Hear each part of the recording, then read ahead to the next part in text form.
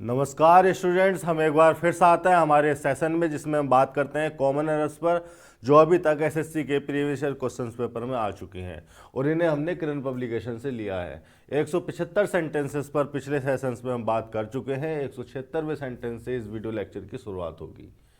शुरू करने से पहले जो स्टूडेंट्स नए हैं मैं उनको बता देना चाहता हूं कि हम यहाँ पर सेंटेंसेस का सिंटैक्टिकल एनालिसिस करते हैं और सिंटैक्टिकल एनालिसिस से मेरा मतलब है कि हम यहाँ पर सेंटेंस की स्ट्रक्चर पर फोकस करेंगे। सेंटेंस में लिखे हुए प्रत्येक वर्ड का क्या फंक्शन है, उस फंक्शन के आधार पर उसका क्या पार्ट ऑफ स्पीच होना चाहिए और दूसरे शब्दों को वो किस तरह से प्रभावित कर रहा है और किस ग्रामेटिकल अरेंजमेंट को फॉलो किया गया है, किस पर्टिकुलर स्पेसिफिक मीनिंग को कन्वे करने के लिए हम ये सब जानेंगे। ठीक है, तो देर किए बिना ही शुरू कर लेते हैं। शुरू करने से पहले मैं एक बार और स्टूडेंट्स को बता देना चाहता हूं कि हम किरण पब्लिकेशन का 2023वां एडिशन फॉलो कर रहे हैं जिसपे 16,500 प्लस लिखा हुआ है। अगर आपके पास दूसरा एडिशन है तो आप अपने हिसाब से सीक्वेंस को मैच कर लें। देखिए, पहला सेंटेंस इस वीडियो लेक्चर का जो कि 176वां सेंटेंस है वो आपके सामने लिखा हुआ है। मेरे साथ आप इसको पढ़ें। When she knock the door I said to her come in. ठीक है, पहला वर्ड लिखा हुआ है आपके सामने व्हेन। अभी देखिए, जो व्हेन है ये एडवर्ब भी हो जाता है सेंटेंस में और कंजंक्शन भी हो जाता है, लेकिन ये एडवर्ब हो या कंजंक्शन हो, रिफर ये टाइम को ही करता है। यानी कि अगर व्हेन लगा है किसी सेंटेंस में, चाहे वो एडवर्ब की तरह लगा हो चाहे वो कंजंक्शन की तरह हो, वो डायरेक्ट और इनडायरेक्ट वे में टाइम का ही रिफरेंस देता है। चूंकि ये है भी एडवर्ब ऑफ टाइम ही कहा जाता है। जब ये एडवर्ब होता है तो इसको एडवर्ब ऑफ टाइम ही कहा जाता है। और जब ये कंजंक्शन होता है तो इस कंजंक्शन के द्वारा जिस क्लोज को जोड़ा जाता है वो जो क्लोज होती है उसे व्हेन क्लोज कह लो या कुछ भी कह लो, लेकिन वो क्लोज भी टाइम का ही रेफरेंस दे रही होती है। और टाइम किसका, टाइम किसके टाइम का रेफरेंस दे रही होती है। मेरे कहने का मतलब है कि ये जो व्हेन है या तो एडवर्ब हो सकता है सेंटेंस में, कंजंक्शन हो सकता है। जब ये एडवर्ब होता है तो भी इसको एडवर्ब टाइम ही कहा जाता है, लेकिन जब ये कंजंक्शन होगा तो ऑब्वियसली कंजंक्शन है तो दो क्लोजेस को जोड़ने का काम करेगा। तो जिस क्लोज को कंजंक्शन इस व्हेन कंजंक्शन से स्टार्ट किया गया है या व्हेन कंजंक्शन जिस क्लोज को जोड़ने के लिए आया है वो क्लोज भी टाइम का रेफरेंस दे रही होती है। और किसके टाइम का रेफरेंस दे रही होती है? मेन क्लोज की मेन वर्ब के टाइम का। अब देखिए, मेन क्लोज तो ये है ना हमारी, आई सेड टू हर कम इन। तो मेन क्लोज की जो मेन वर्ब है इसके टाइम का रेफरेंस दे रही होती है। अब चूंकि मेन वर्ब के टाइम का रेफरेंस दे रही होती है तो इसलिए इस क्लोज को कहा जाता है adverb of time. Adverb of time close कह दिया जाता है इसको। कुछ ग्रामरियन इसको एडवर्बियल क्लोज कह देते हैं, वो उनके अपने कहने के तरीके हैं। फंक्शन इसका यही है कि व्हेन कंजंक्शन से जोड़ के बनी है, इसको व्हेन क्लोज कह लो, एडवर्ब ऑफ टाइम क्लोज कह लो या एडवर्बियल क्लोज कह लो। फंक्शन इसका यही है कि ये टाइम का रेफरेंस दे रही है मेन क्लोज के मेन वर्ब का। ठीक है, ये इतना हो गया व्हेन के बारे में। अब जो व्हेन कंजंक्शन से जो क्लोज जोड़ी गई है उस पर बात करते हैं। ये यहाँ पर शी एक प्रोनाउन है। अब ये जो प्रोनाउन है सेंटेंस में या तो सब्जेक्ट के फंक्शन में आप आते हैं या ऑब्जेक्ट के फंक्शन में या फिर कॉम्प्लीमेंट के फंक्शन में। कॉम्प्लीमेंट होने के लिए इनसे पहले कोई लिंकिंग वर्ब लिखी होनी चाहिए। लिंकिंग वर्ब के बारे में मैं डिटेल में कई सेशन में बता चुका हूँ, बार बार चीज़ों को उतना रिपीट में नहीं करूँगा क्योंकि फिर जो पुराने स्टूडेंट्स हैं वो बोर होने लगेंगे। नए स्टूडेंट्स के लिए मैं बता दूं कि लिंकिंग वर्ब लिंक करने के लिए आती हैं कॉम्प्लीमेंट को सब्जेक्ट से।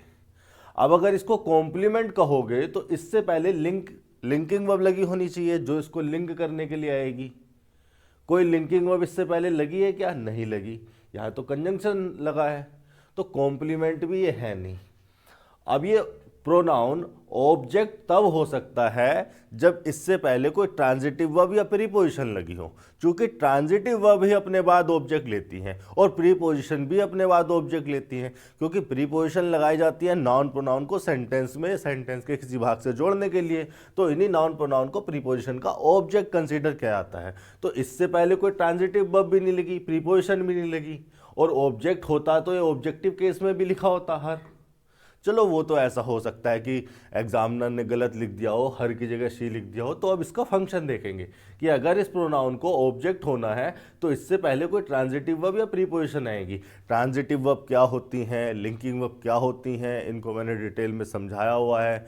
वर्ब चैप्टर के प्ले लिस्ट में आपको ये लेक्चर मिल जाएंगे, डिस्क्रिप्शन में भी आपको लिंक मिल जाएगा। हाईली रिकमेंडेड लेक्चर्स हैं, वो आप जरूर देख लें। तो ये ऑब्जेक्ट भी नहीं है, कॉम्प्लीमेंट भी नहीं है, क्योंकि इससे पहले कोई लिंकिंग वर्ब या ट्रांजिटिव वर्ब या कोई प्रीपोजिशन नहीं आई है। इट मीन्स अब तो आप इसको सब्जेक्ट ही कंसीडर करोगे। अब ये तय हो गया कि शी प्रोनाउन है और एक सब्जेक्ट के फंक्शन में है। देखिए, प्रोनाउन हो गया इसका पार्ट ऑफ स्पीच, सब्जेक्ट हो गया इसका फंक्शन। आगे देख लेते हैं वर्ब पे। अब ये जो वर्ब लगी है यहाँ पर, ये तो मेन वर्ब है, हेल्पिंग वर्ब तो कोई आ ही नहीं रही है। मेन वर्ब है, वर्ब की सेकंड फॉर्म में लगी हुई है। अब देखिए, वर्ब की सेकंड फॉर्म का क्या है यहाँ पर, क्या वर्ब की सेकंड फॉर्म क्या रिफर करेगी। पहली चीज तो ये सोचिए, वर्ब की सेकंड फॉर्म का मतलब है पास्ट इंडेफिनिट। और हम जिस क्लोज पर बात कर रहे हैं, जिस क्लोज को हम एनालाइज कर रहे हैं, वो क्लोज एक व्हेन क्लोज है, यानी कि एडवर्ब ऑफ टाइम क्लोज है। और उस एडवर्ब ऑफ टाइम क्लोज की जो मेन वर्ब है वो पास्ट इंडेफिनिट में है, मतलब पास्ट में कहीं पे हुई होगी। अगर देखो मैं टाइमलाइन की बात करूं, ये हमारी टाइमलाइन है और ये वो पॉइंट है जिस पॉइंट पर मैंने इस सेंटेंस को किसी से कहा होगा, और इस पॉइंट को मैं कहता हूं रिपोर्ट टाइम। इस पॉइंट पर मैंने ये सेंटेंस रिपोर्ट किया। बाय डिफॉल्ट जो आपका रिपोर्ट टाइम होता है वही बाय डिफॉल्ट प्रेजेंट का पॉइंट होता है।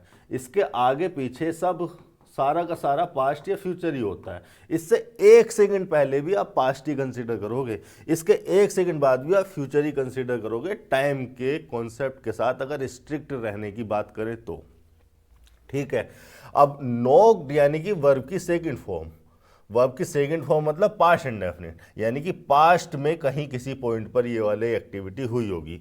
तो पास्ट का सारा पॉइंट तो इससे पहले पीछे ही होगा। तो मान लेते हैं, देखिए हमें कोई स्पेसिफिक टाइम नहीं दिया, हमें स्पेसिफिक टाइम कोई तारीख ये यस्टरडे या कुछ ऐसा लिख देता तो हमें पता लग जाता कि वो स्पेसिफिक पॉइंट पास्ट के यहाँ पर है या यहाँ पर है। लेकिन हमें कुछ पता नहीं है, तो हम ये कंसीडर करके चल रहे हैं कि पास्ट इंडेफिनिट की वर्ब पास्ट में ही किसी पॉइंट पर हुई होगी। तो मान लेते हैं कि इस पॉइंट पर हुई होगी, अपना काम चलाने के लिए मान लिया। ठीक है, इस पॉइंट पर ये नोक वाली एक्टिविटी हुई होगी। तो ये मेन वर्ब ने क्या किया, मेन वर्ब ने अपनी फॉर्म के द्वारा एक टेंस को रिफर किया। मेन वर्ब, समझिए मेरी बात को मैं क्या कह रहा हूं, मेन वर्ब ने अपनी फॉर्म के द्वारा एक टेंस को रिफर किया और उस टेंस से हम अंदाजा लगा पाए कि इस वर्ब का टाइम पास्ट में होगा। और जो इस वर्ब का टाइम होगा वही तो इस पूरी इंफॉर्मेशन का, इस पूरे सेंटेंस का टाइम होगा। यानी कि ये जो क्लोज लगाई गई है ये उसी टाइम को तो रिफर करेगी जिस टाइम को रिफर ये वर्ब कर रही है। बाकी सब तो डेकोरेटिव चीजें हैं। देखिए, सेंटेंस की या क्लोज की जो मोस्ट फंडामेंटल यूनिट होती है वो वर्ब ही होती है। इसलिए मैं वर्ब चैप्टर को सबसे पहले पढ़ाता हूँ और सबसे ज़्यादा फोकस भी मेरा वर्ब पे ही मिलेगा। बाकी तो मुझे लगता है डेकोरेटिव चीज़ें हैं, वर्ब पे डिपेंड करती हैं। ठीक है, मैं आपसे कह रहा हूं कि इस क्लोज की मेन वर्ब ने अपनी फॉर्म के द्वारा एक टेंस को रिफर किया। वो टेंस था पास्ट इंडेफिनिट और उस टेंस का मतलब है पास्ट का कोई पॉइंट, यानी कि मेन वर्ब ने ओवरऑल एक टाइम को रिफर कर दिया, वही टाइम जो एक क्लोज रिफर कर रही है। यानी कि इस क्लोज के द्वारा उसी टाइम को रिफर किया जा रहा है जो ये मेन वर्ब में है। तो इस क्लोज ने, जिसको हम एडवर्ब ऑफ टाइम क्लोज कह रहे थे, इसने एक टाइम को रिफर किया अपनी मेन वर्ब के टेंस के द्वारा। इतनी बात समझिए आप। और वो टाइम है क्या, पास्ट का कोई पॉइंट। अब चूंकि ये इसने पास्ट के टाइम को रिफर किया तो यहां पर भी आप क्या लगाओगे, पास्ट का ही कोई टाइम लगाओगे। ठीक है, यहां पर सेज नहीं लगा सकते थे, विल से नहीं लगा सकते थे, गलत हो जाता, क्योंकि ये एडवर्ब ऑफ टाइम क्लोज है। Adverb of time close time को रिफर करती है मेन वर्ब के टाइम को। ये मेन वर्ब है आपकी मेन क्लोज वाली। इतनी बात आप समझ गए। अब देखिए, ये जो नोक वर्ब है इसके बारे में मैं आपको बता देना चाहता हूँ। टेंस तो आपको पता चली गया कि ये टेंस है, इस टाइम को रिफर कर रही है और उसके हिसाब से ये इस वाली वर्ब का टेंस भी कोऑर्डिनेशन में, चूंकि पास्ट के यहाँ पर जब नोक हुआ, ये नोक वाली एक्टिविटी कहाँ हुई? इस वाले पॉइंट पर हुई। नोक वाली एक्टिविटी इस पॉइंट पर हुई, ईडी लगा देता हूं लोअर समझने के लिए। इसी पॉइंट पर ये सैड वाली एक्टिविटी हुई, है ना। यही तो कहा जा रहा है कि जब ये हुई तब ये हुई। तो इस नोक्ड वर्ब ने जिस टाइम को रिफर किया उसी टाइम पर सैड वाली एक्टिविटी हुई। तो सैड वाली ये जो से वर्ब है, इसका जो टेंस रहेगा वो इस वाली एक्टिविटी के साथ बैलेंस में रहेगा। इतनी बात क्लियर है। अब देखो ये जो नॉक वर्ब है ना, इस पर बात कर लेते हैं। एक्चुअली में गलती यहीं पर दी हुई है। ये जो नॉक वर्ब है ये ट्रांजिटिव भी हो जाती है और इंट्रांजिटिव भी, लेकिन इंट्रांजिटिव जब होगी तो अलग मीनिंग में होती है, ट्रांजिटिव होगी तो अलग मीनिंग में होती है। इसका मीनिंग भी समझ लेते हैं। चलो देखो, नॉक वर्ब का मीनिंग होता है to hit something for producing noise. ठीक है, जैसे ये करते हैं आप, ये आप नॉक कर रहे हैं, तो इसे करने का कोई और रीज़न नहीं है, आप नॉइस प्रोड्यूस करने के लिए ये कर रहे हैं। इस मीनिंग में ये इंट्रांजिटिव होती है। जैसे मैंने लिखा दे नॉक्ड ऑन द डोर। अगर आप ऑन द डोर लिख रहे हैं तो मतलब आप डोर की सरफेस को रिफर कर रहे हैं। ये आपका डोर होता है, ये इसकी सरफेस हो गई। एट भी आ सकता है। एट अगर आप लिख रहे हैं तो आप पॉइंट को रिफर कर रहे हैं। ठीक है, तो नोक के साथ ऑन प्रीपोजिशन भी आ सकती है, एट भी आ सकती है, लेकिन इस मीनिंग में ये इंट्रांजिटिव है। डोर की जगह आप विंडो कर दो, अलमीरा कर दो, कुछ भी कर दो। मैं बोर्ड पे नोक कर रहा हूँ तो मैं बोर्ड लिख दूंगा यहाँ पर, कोई प्रॉब्लम नहीं है। अब देखिए ये एक मीनिंग में ट्रांजिटिव भी हो जाती है। वहां ये होती है, वहां इसका मीनिंग क्या होता है जब ये ट्रांजिटिव होती है? To hit someone to make them unconscious. मतलब किसी पर्सन को हिट कर देना और उसको हिट करके अनकॉन्शियस कर देना, उस मीनिंग में भी नोक को यूज कर लिया जाता है। जैसे मैं यहां पर लिखूं she hit him and make him, say hit him and make him unconscious। या ऐसे लिख देता हूं मैं, say hit him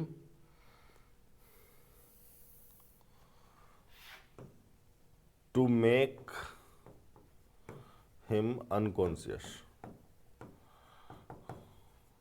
या टू मेक हिम अनकॉन्शियस मैं नहीं भी लिख रहा हूं तो अगर हिट लिख रहा हूं, नॉक लिखा जाना चाहिए। She knock him to make him unconscious. और अगर टू मेक हिम अनकॉन्शियस मैं नहीं भी लिखना चाह रहा हूं सेंटेंस में, तो भी मैं नॉक को ट्रांजिटिवली यूज कर सकता हूं। सी नॉक्ड, यहां भी ईडी लगा देते हैं, सी नॉक्ड हिम हैवली। ठीक है, अगर आप नॉक्ड के बाद किसी पर्सन को लिख रहे हैं और उसका मीनिंग ये है to hit someone to make them unconscious, तो ये ट्रांजिटिव के फंक्शन में आ जाती है और इसके बाद ऑब्जेक्ट आएगा, लेकिन वो आएगा पर्सन ही। लेकिन इसके बाद अगर कोई थिंग है, तो अगर किसी थिंग को नॉक कर रहे हो आप, तो वहां पर ये इंट्रांजिटिव वर्ब होती है और इसके बाद ऑब्जेक्ट तो आप लिख नहीं पाओगे, आएगा ही नहीं। इंट्रांजिटिव वर्ब वो वर्ब होती है जो अपने बाद ऑब्जेक्ट नहीं लेती। अगर किसी ऑब्जेक्ट मतलब नाउन प्रोनाउन को लिखना भी है तो हमें प्रीपोजिशन का बनाकर लिखना पड़ता है, हमें प्रीपोजिशन लगानी पड़ती है। ये होती है इंट्रांजिटिव वर्ब। ट्रांजिटिव वर्ब वो वर्ब होती है जो अपने बाद ऑब्जेक्ट लेती हैं। ऑब्जेक्ट मतलब कोई नाउन या प्रोनाउन। अब ये क्यों लेती हैं ऑब्जेक्ट, क्या इनका मीनिंग है, क्या इनका फंक्शन होता है, इस पर डिटेल में बात मैं बता चुका हूं। अभी फिर किसी सेंटेंस में आएगा तो मैं फिर बताऊंगा। फिलहाल आप इतना समझिए कि नॉक इंट्रांजिटिव वर्ब है और इंट्रांजिटिव वर्ब का मतलब है इसके बाद कोई ऑब्जेक्ट या नाउन प्रोनाउन नहीं लिखा जा सकता। इस मीनिंग में लिखा जाएगा तो वो कोई पर्सन ही होगा।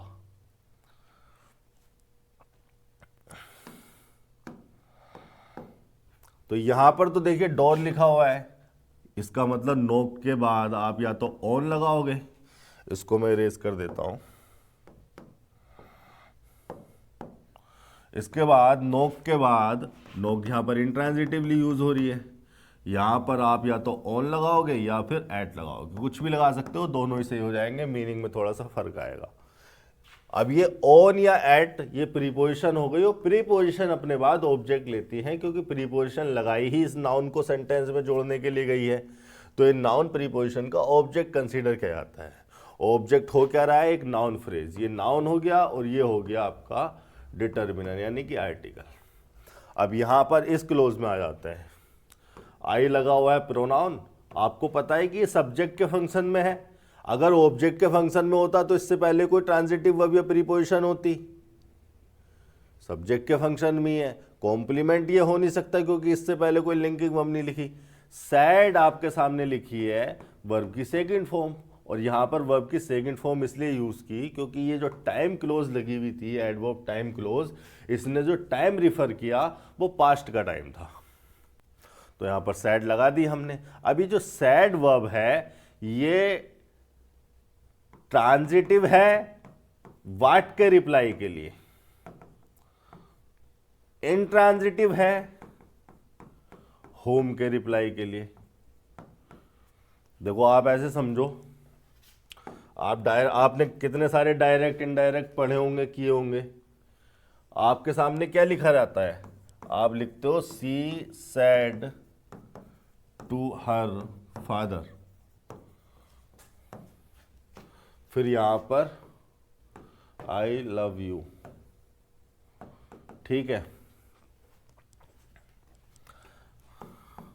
अब देखो ये जो सैड है, अगर मैं यहां से इस सेंटेंस से ये टू हर फादर हटाना चाहूं तो मैं इसको ऐसे भी लिख सकता हूं, सैड वर्ब को, सी सैड आई लव यू। अब ये जो सैड है ये ट्रांजिटिव नेचर की वर्ब है, ट्रांजिटिव नेचर की वर्ब वो वर्ब होती हैं जो अपने बाद ऑब्जेक्ट लेती हैं। आप एक बात सोचिए, आपको अगर पता लगाना है ना कि ये ट्रांजिटिव वर्ब है नहीं है अपने बाद ऑब्जेक्ट, सर आप क्या कह रहे हो, समझ में नहीं आ रहा, क्या ट्रांजिटिव वर्ब क्या ऑब्जेक्ट, कहना क्या चाह रहे हो, तो लो सीधी सीधी भाषा में समझो। मैंने केवल इस सेंटेंस को इतना लिखा या इतना बोला किसी से, मैंने आपसे कहा सी सैड, आपने सुना सी सैड, तो क्या सी सैड जो सेंटेंस मैंने आपसे कहा है वो एक कंप्लीट मीनिंग के साथ है, वो एक कंप्लीट मीनिंग को कन्वे कर रहा है। जब मैं आपसे कहता हूं सी सैड तो आपके दिमाग में एक क्वेश्चन मार्क बनता है व्हाट। मैं अगर आपसे कहूं सी सैड तो आप पूछोगे व्हाट, मैं आपसे कहूं उसने कहा तो आप मुझसे पूछोगे उसने कहा क्या, क्या कहा उसने। और ये जो वाट से रिलेटेड आपके दिमाग में क्वेश्चन मार्क बन रहा है वो इसलिए बन रहा है क्योंकि सैड का या सी सैड का मीनिंग इनकम्प्लीट है, ये सेंटेंस कंप्लीट मीनिंग को कन्वे ही नहीं कर रहा है, कंप्लीट मीनिंग को कन्वे नहीं कर रहा है, जिस मीनिंग को इसने छोड़ दिया वो आपने पूछ लिया व्हाट। तो ये ऐसी ही वर्ब होती हैं जिन्हें अपने बाद व्हाट का रिप्लाई चाहिए होता है अपनी मीनिंग को कंप्लीट करने के लिए। अगर मैं यहां पर लिख दूं सी सैड ओके या सी सैड यस, इस तरह से लिख दूं तो आपके दिमाग से व्हाट का जो क्वेश्चन मार्क बन रहा था वो खत्म हो गया, वो एलिमिनेट हो गया। वो इसलिए क्योंकि ये जो ओके या यस यहाँ पे लिखा गया है ये उसी व्हाट का रिप्लाई है। तो ऐसी वर्ब जो अपने बाद व्हाट का रिप्लाई चाहती हैं या जिनके मीनिंग को कंप्लीट करने के लिए व्हाट के रिप्लाई की आवश्यकता है, वो वर्ब होती हैं आपकी ट्रांजिटिव नेचर की, ट्रांजिटिव वर्ब। अब ये जो लिखा जाता है यहाँ पर कोई नाउन ही होता है, नाउन फ्रेज भी हो सकती है, कोई नाउन क्लोज भी हो सकती है, क्योंकि नाउन और नाउन फ्रेज या नाउन क्लोज ही ऑब्जेक्ट या सब्जेक्ट बन सकते हैं सेंटेंस में। यहाँ पर हम ऑब्जेक्ट की बात कर रहे हैं तो अपने डिस्कशन को ऑब्जेक्ट तक सीमित रखते हैं।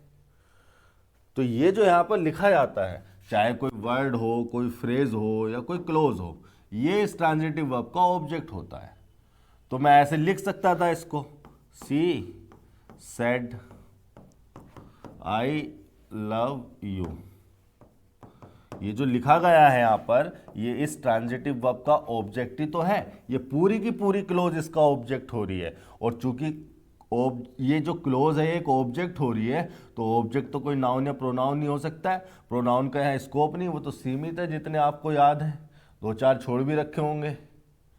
लेकिन अगर आप इसको क्लोज कह रहे हो और ये इसको कह रहे हो कि ये ऑब्जेक्ट है तो ये तो क्लोज तो नाउन ही हो सकती है, तो इसको नाउन क्लोज ही कहोगे आप।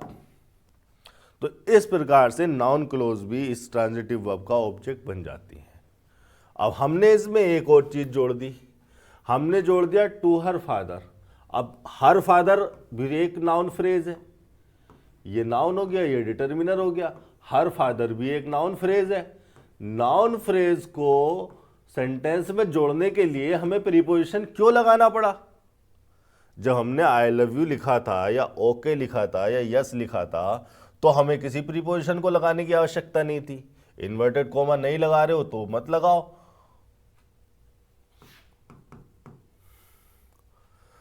आप अगर इन्वर्टेड कॉमा नहीं लगा रहे हैं तो आपको डेट कंजंक्शन लगाना चाहिए, डेट कंजंक्शन लगाना पड़ेगा। चलो ठीक है, वो लगा देंगे। और डेट कंजंक्शन इसलिए क्योंकि दो क्लोज हो गई हैं, लेकिन ये तो वर्ड है, she said okay, she said yes, कोई डेट कंजंक्शन नहीं लगेगा। तो यहां पर इन नाउन को जोड़ने के लिए हमें कोई प्रीपोजिशन नहीं लगाना पड़ा, जबकि हमने हर फादर को जोड़ा तो हमें प्रीपोजिशन टू लगाना पड़ा। वो इसलिए क्योंकि हर ट्रांजिटिव वर्ब का भी एक नेचर है कि वो अपने ऑब्जेक्ट के रूप में किसी पर्सन को लेगी या किसी थिंग को लेगी। कुछ वर्ब ऐसी होती हैं जो अपने ऑब्जेक्ट के रूप में पर्सन को ही लेंगी, कुछ वर्ब ऐसी होती हैं जो अपने ऑब्जेक्ट के रूप में केवल थिंग्स को लेती हैं, कुछ वर्ब्स ऐसी होती हैं जो अपने ऑब्जेक्ट के रूप में पर्सन को भी ले लेंगी, थिंग्स को भी ले लेंगी। जैसे मेरा ये वाला सेंटेंस देखिए, लाइक एक वर्ब है या हेट एक वर्ब है, आप लिख सकते हो आई हेट यू। तो ये ऐसी ट्रांजिटिव वर्ब है जिसका ऑब्जेक्ट पर्सन हो गया। आप यू की जगह कुछ और भी लिख सकते हो, मिल्क लिख सकते हो, आई हेट मिल्क। तो अब इसी ट्रांजिटिव वर्ब ने अपने ऑब्जेक्ट के रूप में इसको ले लिया, किसको? थिंग को। लेकिन आप ऐसे लिख सकते थे क्या? आई ईट या आई एट हर फादर लिख सकते थे क्या? मीनिंगफुल नहीं है। मूवी वगैरह कोई चल रही हो, उसमें कुछ ऐसे कैरेक्टर्स हो जो लोगों को खा जाते हैं तो सही है। अब ये एक ऐसी ट्रांजिटिव वर्ब है जो अपने ऑब्जेक्ट के रूप में किसी पर्सन को ले ही नहीं पाएगी, गलत हो जाएगी, मीनिंगफुल नहीं रहेगा। ठीक है, क्योंकि वर्ब का मीनिंग ही ऐसा है। हाँ, आप लिख दो यहां पर मैंगोज, सही हो गया। उसी प्रकार से आप अगर देखो आई रीड भी नहीं, आई डिस्कस लिख देता हूं, I discussed the last chapter. ये थिंग है तो ये इसका ऑब्जेक्ट बन पाया, लेकिन मैं लिख देता कि I discuss the last person, नहीं हो पाता भाई। लास्ट पर्सन ट्रांजिटिव वर्ब, इस ट्रांजिटिव वर्ब का ऑब्जेक्ट बन ही नहीं पाएगा, इसलिए आपको विद प्रीपोजिशन लगाना पड़ता है यहां पर। तो कहने का मतलब है ये उसके नेचर पे और मीनिंग पे डिपेंड करता है कि वो अपने ऑब्जेक्ट के रूप में किसे लेगी। उसी प्रकार से है आपकी वाट वर्ब। ये जो वाट वर्ब है, जो सैड वर्ब है, ये सैड वर्ब वाट के रिप्लाई के लिए यानी कि थिंग्स के लिए तो ट्रांजिटिव है, लेकिन होम के रिप्लाई के लिए यानी कि पर्सन के लिए ये इनट्रांजिटिव है। इसीलिए टू प्रीपोजिशन हमें लगाकर चलना पड़ता है। इतनी बात क्लियर हो गई तो जरा वापस आओ अपने सेंटेंस पर। अब देखो ये जो सैड लगाया है यहां पर, ये क्या है? ट्रांजिटिव है किसके लिए? वाट का रिप्लाई के लिए, और वो वाट का रिप्लाई यहां लगा है इन्वर्टेड कोमा से। और होम के रिप्लाई के लिए क्या है? इनट्रांजिटिव है, इसलिए उसको प्रीपोजिशन से जोड़ के लिखना पड़ता है। प्रीपोजिशन का ऑब्जेक्ट और क्या कहा, ये क्या है? वाट का रिप्लाई है। किससे कहा के लिए, किससे कहा के लिए यानी कि होम के रिप्लाई के लिए इनट्रांजिटिव है। किससे कहा, क्या कहा के लिए ट्रांजिटिव है, यानी कि क्या मतलब वाट के रिप्लाई के लिए ट्रांजिटिव है। ये अपना इन्वर्टेड कॉमास में एक ये इंपरेटिव क्लोज हो गई, ये एक इंपरेटिव क्लोज है। कम इन, ये मेन वर्ब हो गई कम, और इन हो गया एडवर्ब ऑफ प्लेस।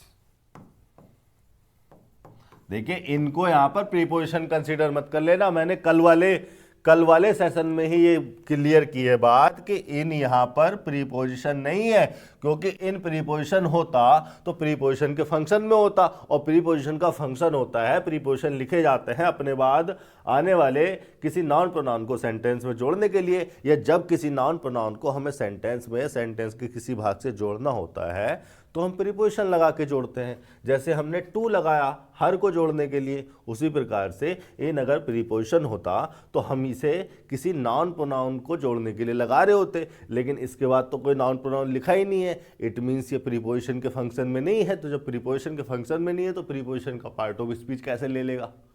एक्चुअली में ये एडवर्ब के फंक्शन में है, ये एक एडवर्ब ऑफ प्लेस है, ये इस वर्ब के प्लेस को रिफर कर रहा है। आप दरवाजे पे खड़े होके कहते हो मैम मे आई कम इन, तो यहाँ पर जो इन है, इनका मतलब क्या है? इनसाइड द क्लास या इनसाइड द रूम।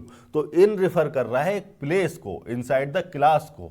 अगर ये प्लेस को रिफर कर रहा है और वो भी वर्ब के प्लेस को, तो इसको कहा जाना चाहिए एडवर्ब ऑफ प्लेस। कल वाले सेशन में ये बात डिटेल में समझाई है, अब इस पर डिटेल में चर्चा किसी और दिन होगी। फिलहाल आप बात समझ गए।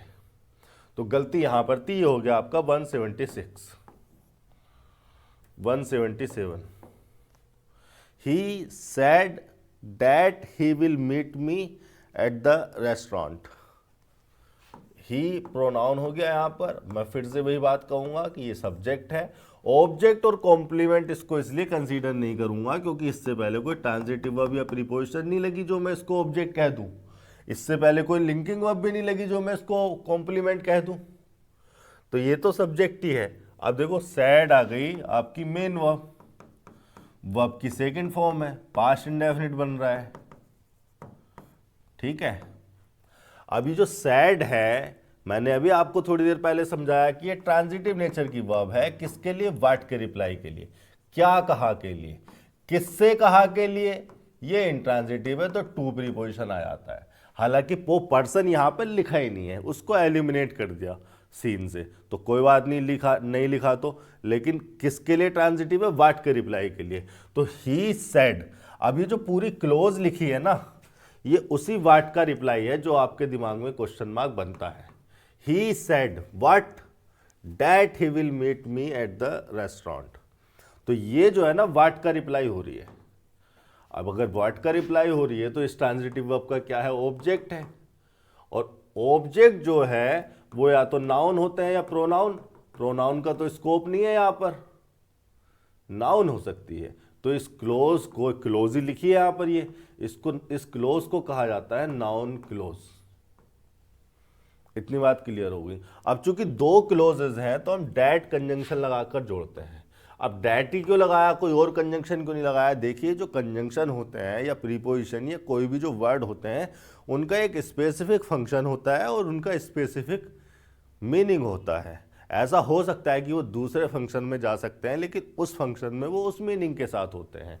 जैसे डैट के बारे में अगर मैं बात करूं तो डैट डिटर्मिनर भी हो सकता है, प्रोनाउन भी हो सकता है, लेकिन वहां पर जब वो डिटर्मिनर होगा उसका फंक्शन कुछ और होगा, जब वो प्रोनाउन होगा उसका फंक्शन कुछ और होगा। अगर वो कंजंक्शन हो रहा है तो उसका फंक्शन है दो क्लोजेस को जोड़ना। अब डैट ही कंजंक्शन को क्यों लगाया गया? डैट कंजंक्शन का एक्चुअली में एक स्पेसिफिक मीनिंग है, वो ये कि डैट कंजंक्शन लगाते हैं हम जब हमें किसी रिपोर्टेड स्पीच को लिखना होता है। ये क्या है? ये रिपोर्टेड स्पीच ही तो होगी। तो रिपोर्टेड स्पीच को इंट्रोड्यूस करने के लिए हम डैट कंजंक्शन को लगाते हैं, या कोई ऐसी इंफॉर्मेशन जो मेन क्लोज से रिलीवेंट हो, नेसेसरी हो, उस इंफॉर्मेशन को इंट्रोड्यूस करने के लिए हम डैट कंजंक्शन का इस्तेमाल करते हैं। इसलिए हमने यहाँ पर डैट कंजंक्शन लगाया। तो डैट कंजंक्शन लग गया दो क्लोजेस को जोड़ने के लिए और नेसेसरी रिलीवेंट इंफॉर्मेशन को इंट्रोड्यूस करने के लिए। डैट ही आपके सामने फिर एक प्रोनाउन आ गया। फिर से मैं ये कहूंगा कि ये सब्जेक्ट है। ऑब्जेक्ट और कॉम्प्लीमेंट होने के लिए इससे पहले ट्रांजिटिव वर्ब प्रीपोजिशन नहीं है और लिंकिंग वर्ब भी नहीं है जो इसको कॉम्प्लीमेंट कंसीडर कर लूं। अब देखिए यहां पर लिखा हुआ है विल। विल जो है फ्यूचर टेंस को भी रिफर कर देता है। फ्यूचर टेंस के लिए हेल्पिंग वर्ब भी हो जाता है और विल मोडाल भी होता है। जब ये मोडाल होता है या फ्यूचर टेंस लगभग ऑलमोस्ट सेम मीनिंग है। मोडाल हालांकि इसका फंक्शन थोड़ा चेंज हो गया, यहाँ पर ये टेंस को रिफर कर रहा है, मोडाल टेंस को रिफर नहीं करते हैं। तो यहाँ पर ये जो विल है ये विलिंगनेस या इंटेंशन को बताने के लिए यूज होता है। मैं यहाँ पर लिख देता हूँ विलिंगनेस या इंटेंशन को बताने के लिए यूज होता है। जैसे मैं यहाँ पर लिख सकता हूँ शी विल डू इट, तो मैं क्या कहना चाह रहा हूं कि सी की इंटेंशन है इसे करने की, है ना। जैसे मैंने यहां पर लिखा she will play next match, ये प्ले लिखा हुआ है हमारा, ऐसे ही लिख देते हैं हम उल्टा सीधा, जल्दी जल्दी में हो जाता है। सी विल प्ले नेक्स्ट मैच, तो मैं क्या कह रहा हूं कि सी की विलिंगनेस है, सी की इंटेंशन है अगला मैच खेलने की। तो उस विलिंगनेस उस इंटेंशन को रिफर करने के लिए हम विल का यूज कर लेते हैं। तो अगर विलिंगनेस और इंटेंशन बता रही है तो वो बात तो सही है, लेकिन यहां पर देखो पास्ट इंडेफिनिट यूज किया गया।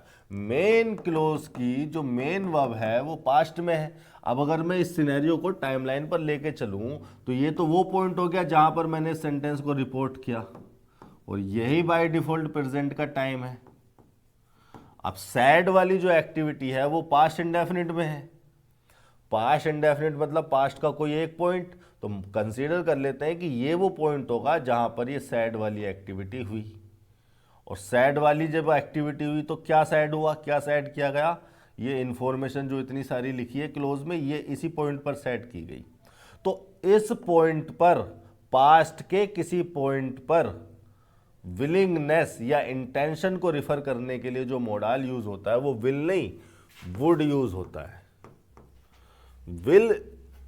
विल जो मोडाल यूज होता है वो इंटेंशन या विलिंगनेस को बताने के लिए वो प्रेजेंट के पॉइंट पर अगर आप विलिंगनेस बता रहे हो, जैसे ये मैंने यहाँ पर लिखा था, तो मैंने प्रेजेंट के पॉइंट पर खड़े होकर या जिस पॉइंट पर मैंने खड़े होकर कहा था उस पॉइंट को प्रेजेंट का पॉइंट कंसीडर किया गया और उस पॉइंट पर विलिंगनेस या इंटेंशन बताने के लिए। लेकिन अगर मैं बोल रहा हूँ सेंटेंस को यहाँ और ये जो विलिंगनेस बताई गई है वो इस पॉइंट से रिलेट कर रही है, इस पॉइंट पर बताई गई है, इसी पॉइंट पर तो विलिंगनेस बताई गई है, तो पास्ट के किसी पॉइंट पर विलिंगनेस को या इंटेंशन को रिफर करने के लिए वुड मोडाल का यूज कर लेते हैं। अब इसको ऐसे भी लिखवा देते हैं कि ये जो विल होता है इसका पास्ट हो जाता है वुड। और मैं सही बताऊं तो अगर मोडाल इन्हें कंसीडर कर रहे हो तो मोडाल टेंस को एक्सप्रेस करने के लिए नहीं लिखे जाते हैं। आप इतनी बात समझिए। तो ये टेंस को एक्सप्रेस कर कैसे रहा है, इनडायरेक्ट वे में। ये सैड के थ्रू टेंस को एक्सप्रेस कर रहा है, मेन वर्ब के थ्रू टेंस को एक्सप्रेस कर रहा है। आप ये समझिए, जैसे मैंने लिखा she can pass the exam, मैं क्या बता रहा हूं, इसकी एबिलिटी। किसकी एबिलिटी बता रहा हूं, शी की एबिलिटी बता रहा हूं। यहां पर मैंने लिखा शी में पास द एग्जाम, तो अब मैं क्या बता रहा हूं, अब मैं पॉसिबिलिटी बता रहा हूं। किसकी पॉसिबिलिटी, इस एग्जाम को पास करने की पॉसिबिलिटी। अब मैंने लिखा she should pass the exam, she should pass the, अरे पूरा ही लिख देता हूं यार, she should pass the exam, ठीक है। तो अब मैं क्या बता रहा हूं, अब मैं सी को सजेशन दे रहा हूं। अब देखो पॉसिबिलिटी है इस एक्शन की, एबिलिटी बता रहा हूं मैं शी की, सजेशन दे रहा हूं मैं शी को, लेकिन इन तीनों सेंटेंस का टेंस बता सकते हो क्या आप, कोई टेंस नहीं है इनका। हालांकि जब ये बोले गए हैं तो ये प्रेजेंट के पॉइंट पर ही बोले गए हैं, प्रेजेंट के पॉइंट पर ही सेंटेंस को बोला जाता है, या यूं कहिए कि जिस समय सेंटेंस को बोला जाता है बस वही पॉइंट प्रेजेंट का होता है, उससे पहले का पास्ट, उससे बाद का सारा फ्यूचर होता है। तो बोले तो ये प्रेजेंट के पॉइंट पर गए हैं, ये जिस टाइम ये बोले गए हैं वही प्रेजेंट का टाइम है, इनको बोलने का टाइम प्रेजेंट है। ये जो वर्ब यहां पर लिखी हुई है ये प्रेजेंट को रिफर नहीं कर रही है, ना ही ये पास्ट को रिफर कर रही है, ना ही ये फ्यूचर को रिफर कर रही है, इस टाइम पर बोली गई हैं। अब देखो ये होता क्या है इनके साथ, मोडाल के साथ, ये जो मोडाल्स हैं, मोडाल हेल्पिंग वर्ब है, लेकिन ये modal helping verb, modal auxiliary verb tense को एक्सप्रेस करने के लिए यूज नहीं होते, ये एबिलिटी को एक्सप्रेस कर रहा है, ये पॉसिबिलिटी को और ये सजेशन को। एबिलिटी शी के लिए है, शी की एबिलिटी बताई जा रही है, लेकिन एबिलिटी बताने की इंटेंशन तो मेरी है, मैं स्पीकर हूं। सजेशन दिया जा रहा है शी को, लेकिन सजेशन देने की इंटेंशन तो मेरी है, मैं शी को सजेशन दे रहा हूं, मेरी इंटेंशन है। तो स्पीकर की इंटेंशन या उसका मूड या उसका एटीट्यूड बताने के लिए मोडाल लिखे जाते हैं। अब चूंकि ये जिस पॉइंट पर बोले गए हैं वो प्रेजेंट का पॉइंट है, और मैंने इस पॉइंट पर कहा she should pass the exam, तो अगर वो मेरे सजेशन को मान लेगी तो इस एक्टिविटी को फ्यूचर में तो करेगी। अगर शी मेरे सजेशन को मान लेती है तो वो इस एक्टिविटी को फ्यूचर में तो करेगी। हो सकता है 2 दिन बाद, 3 दिन बाद उसका एग्जाम हो, 4 महीने बाद उसका एग्जाम हो। तो इन सेंटेंसेस का मीनिंग फ्यूचर में चला जाता है। समझिए बात को, इन सेंटेंसेस का मीनिंग फ्यूचर में जा सकता है, लेकिन इनका टेंस फ्यूचर में नहीं होता। टेंस मतलब ये जो वर्ब की फॉर्म है, ये वर्ब की फॉर्म फ्यूचर के टेंस को रेफर नहीं करती। मैं आपसे कहूं इस पॉइंट पर सी में पास द एग्जाम, तो मैं पॉसिबिलिटी बता रहा हूं। तो अगर ये एक्शन वाकई में हुआ, ये पॉसिबिलिटी अगर ट्रू हुई, रियलिटी में बदली, तो फ्यूचर में तो बदलेगी। तो मीनिंग चला जाता है फ्यूचर में, टेंस नहीं है। टेंस मतलब वर्ब की फॉर्म फ्यूचर में नहीं है। ठीक है, मोडाल क्योंकि इंटेंशन बताने के लिए आते हैं। ये ना तो प्रेजेंट को रिफर कर रहा है, ना पास्ट को, ना फ्यूचर को। बोला जिस पॉइंट पर गया है इनको, उसी पॉइंट के बाद के सिनेरियो हो सकते हैं, तो मीनिंग चला जाएगा फ्यूचर में। उसी तरह की सिचुएशन आपके साथ यहां बनती है। तो ये कह दिया जाता है कि विल का पास्ट होता है वुड, या past form of will is would. Actually में वो थोड़ा कॉम्प्लेक्स है। मतलब सीधे सीधे आप ये नहीं कह सकते कि विल पास्ट को, विल प्रेजेंट को रिफर कर रहा था और वुड ने पास्ट को रिफर कर दिया, नहीं। मोडाल का स्पेसिफिक मीनिंग है और उस मीनिंग को कन्वे करने के लिए हम विल की जगह वुड यूज कर लेते हैं, लेकिन इसको ये नहीं कहा जा सकता कि टेंस को रिफर किया जा रहा है। यहां पर अब अगर टेंस को रिफर नहीं किया जा रहा है तो फिर ये सेंटेंस इस टाइम में कैसे चला गया? ये वाला जो क्लोज लिखा हुआ है, he will meet me at the restaurant, ये टाइम के साथ बैलेंस हो पाया इस वर्ब के साथ। ठीक है, मतलब ये पास्ट में चला गया इस वाली वर्ब की वजह से। अगर आप ही सैड हटा दोगे, डैट हटा दोगे और केवल यही क्लोज लिखोगे, तब आप कह सकते हो क्या विल या वुड कोई भी लगा लो, आप इसको पास्ट में नहीं ले जा सकते। अगर आप इस सेंटेंस से देखो, एक सेकंड सुनो मैं क्या कह रहा हूं, जरा बात को ध्यान से सुनो। मैं ये कह रहा हूं कि अगर आपने इतना सेंटेंस हटा दिया पीछे का, हटो छोड़ो, यहां से पढ़ना शुरू किया, he will meet me at the restaurant, तो आप यहां पे विल लगा लो या वुड लगा लो। आप इसको पास्ट में कह सकते हो क्या? नहीं कह सकते। अब आप इसके मीनिंग को पास्ट में लेके चले गए, किस वजह से? इस वाली वर्ब की वजह से, क्योंकि जब ये वर्ब हुई होगी उसी पर आपने इस वाले एक्शन को, इस वाली चीज को मान लिया, इस वाली क्लोज को मान लिया। ये है मेरे कहने का मतलब। ठीक है, ये यहां पर विल का वुड हो जाएगा, हेल्पिंग वर्ब हो गई, मीट हो गई आपके पास जो है मेन वर्ब, ट्रांजिटिव नेचर की वर्ब है, इस मीनिंग में ट्रांजिटिव नेचर की है, ट्रांजिटिव नेचर की वर्ब है, तो उसके बाद क्या आएगा? ऑब्जेक्ट। देखिए मीट के बारे में बता देता हूं। मीट ट्रांजिटिव नेचर की वर्ब है अगर आप किसी से इंटेंशनली मिल रहे हो तो, जैसे मीट मी, कोई पर्सन और भी हो सकता है। लेकिन मीट इंट्रांजिटिव नेचर की वर्ब हो जाती है अगर उसके बाद कोई इवेंट लिखा हो, इवेंट या कोई हैपनिंग नेचर की चीज लिखी हो, या कुछ ऐसी दुर्घटना लिखी हो। जैसे मैं लिख दूं एन एक्सीडेंट, तो ये तो एक इवेंट हो गया, तो अब मीट एन एक्सीडेंट गलत हो गया, यहां पर ये इंट्रांजिटिव हो जाती है, तो आप लिख दो meet with an accident. Transitive है जब आप किसी से जानबूझकर मिल रहे हो, इंटेंशनली मिल रहे हो। अनइंटेंशनली अगर आप किसी से मिल रहे हो तो ये इंट्रांजिटिव नेचर की वर्ब है।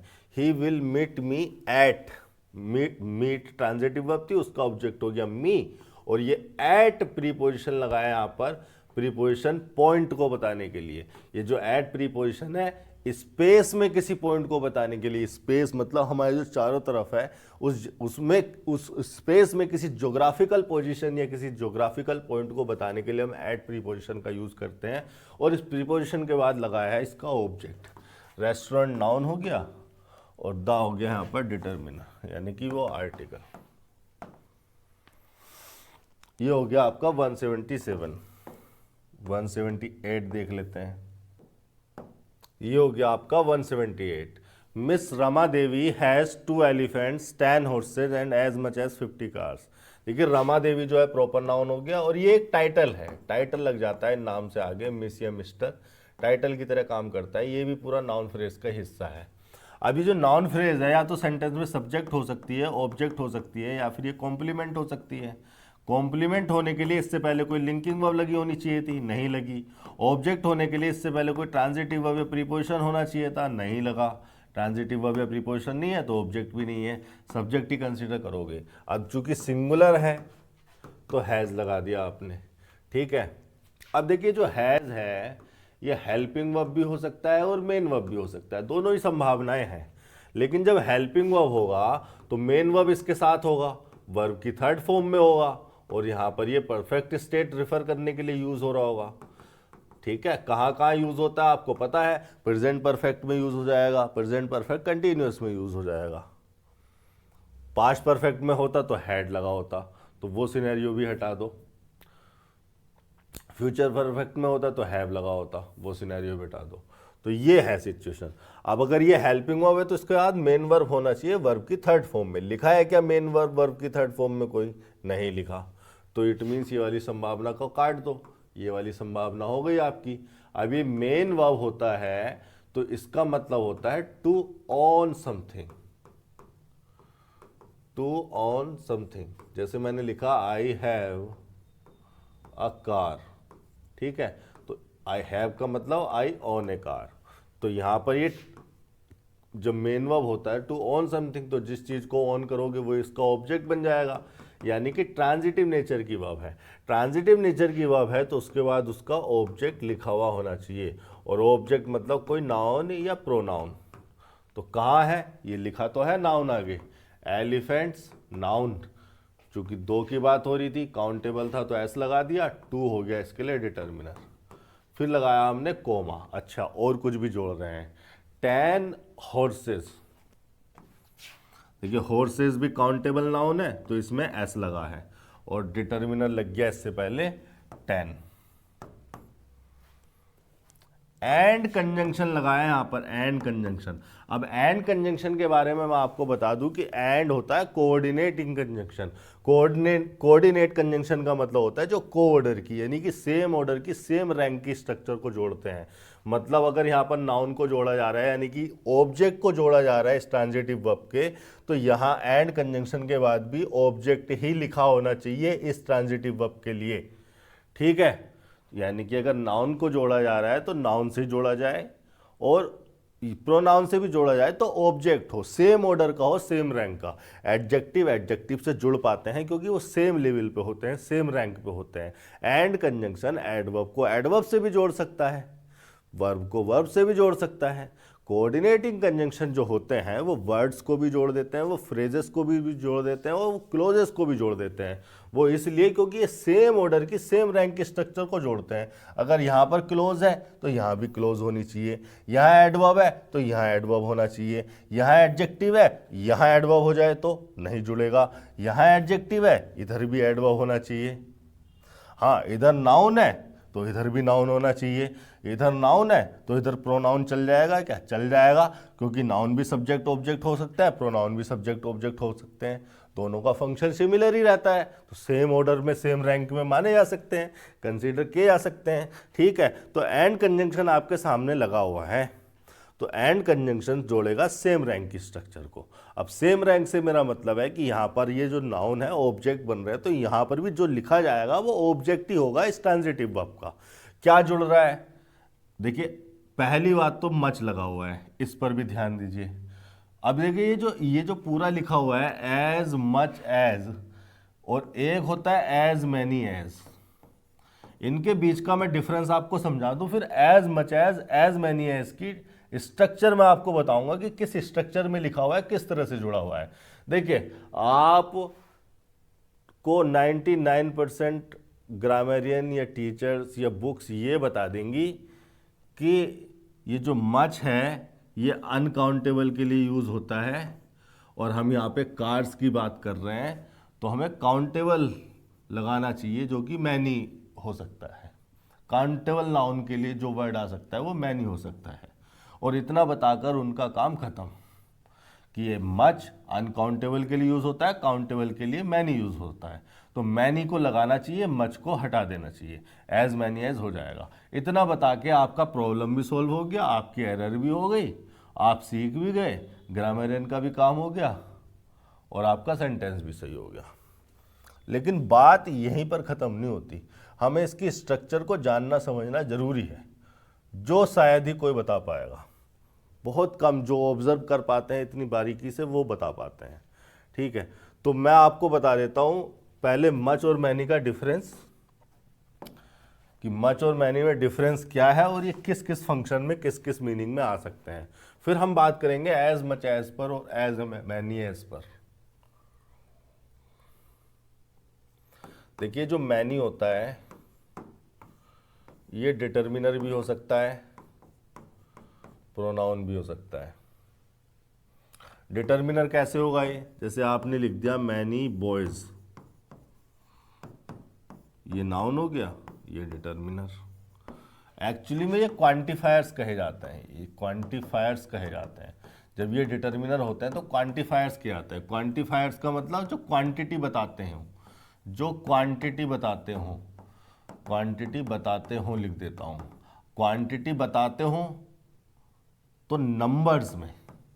ये जो मैनी होता है क्वांटिफायर कहा जाता है, और क्वांटिटी बताता है नंबर्स में। अगर नंबर्स की बात आएगी, क्वांटिटी अगर हमें क्वांटिटी बतानी है तो नंबर्स में अगर बतानी है तो मैनी लगाते हैं। लेकिन क्वांटिटी तो अमाउंट में भी बताई जा सकती है।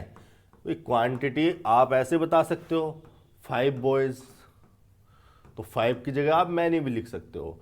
मतलब ऐसी क्वांटिटी जिसको नंबर में बताया जा सकता है उसके साथ डिटर्मिनर मैनी लगाया जा सकता है, एक क्वांटिफायर की तरह। लेकिन क्वांटिटी तो अमाउंट में भी बताई जा सकती है।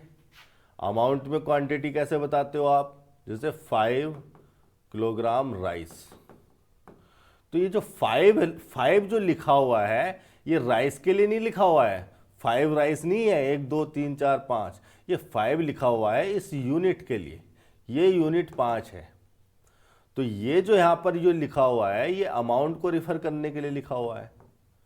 तो अगर ऐसी क्वांटिटी हो जिसको अमाउंट में बताया जा सके तो उसके लिए मैनी नहीं लगाया जा सकता, उसके लिए मच लगाया जा सकता है, मच राइस।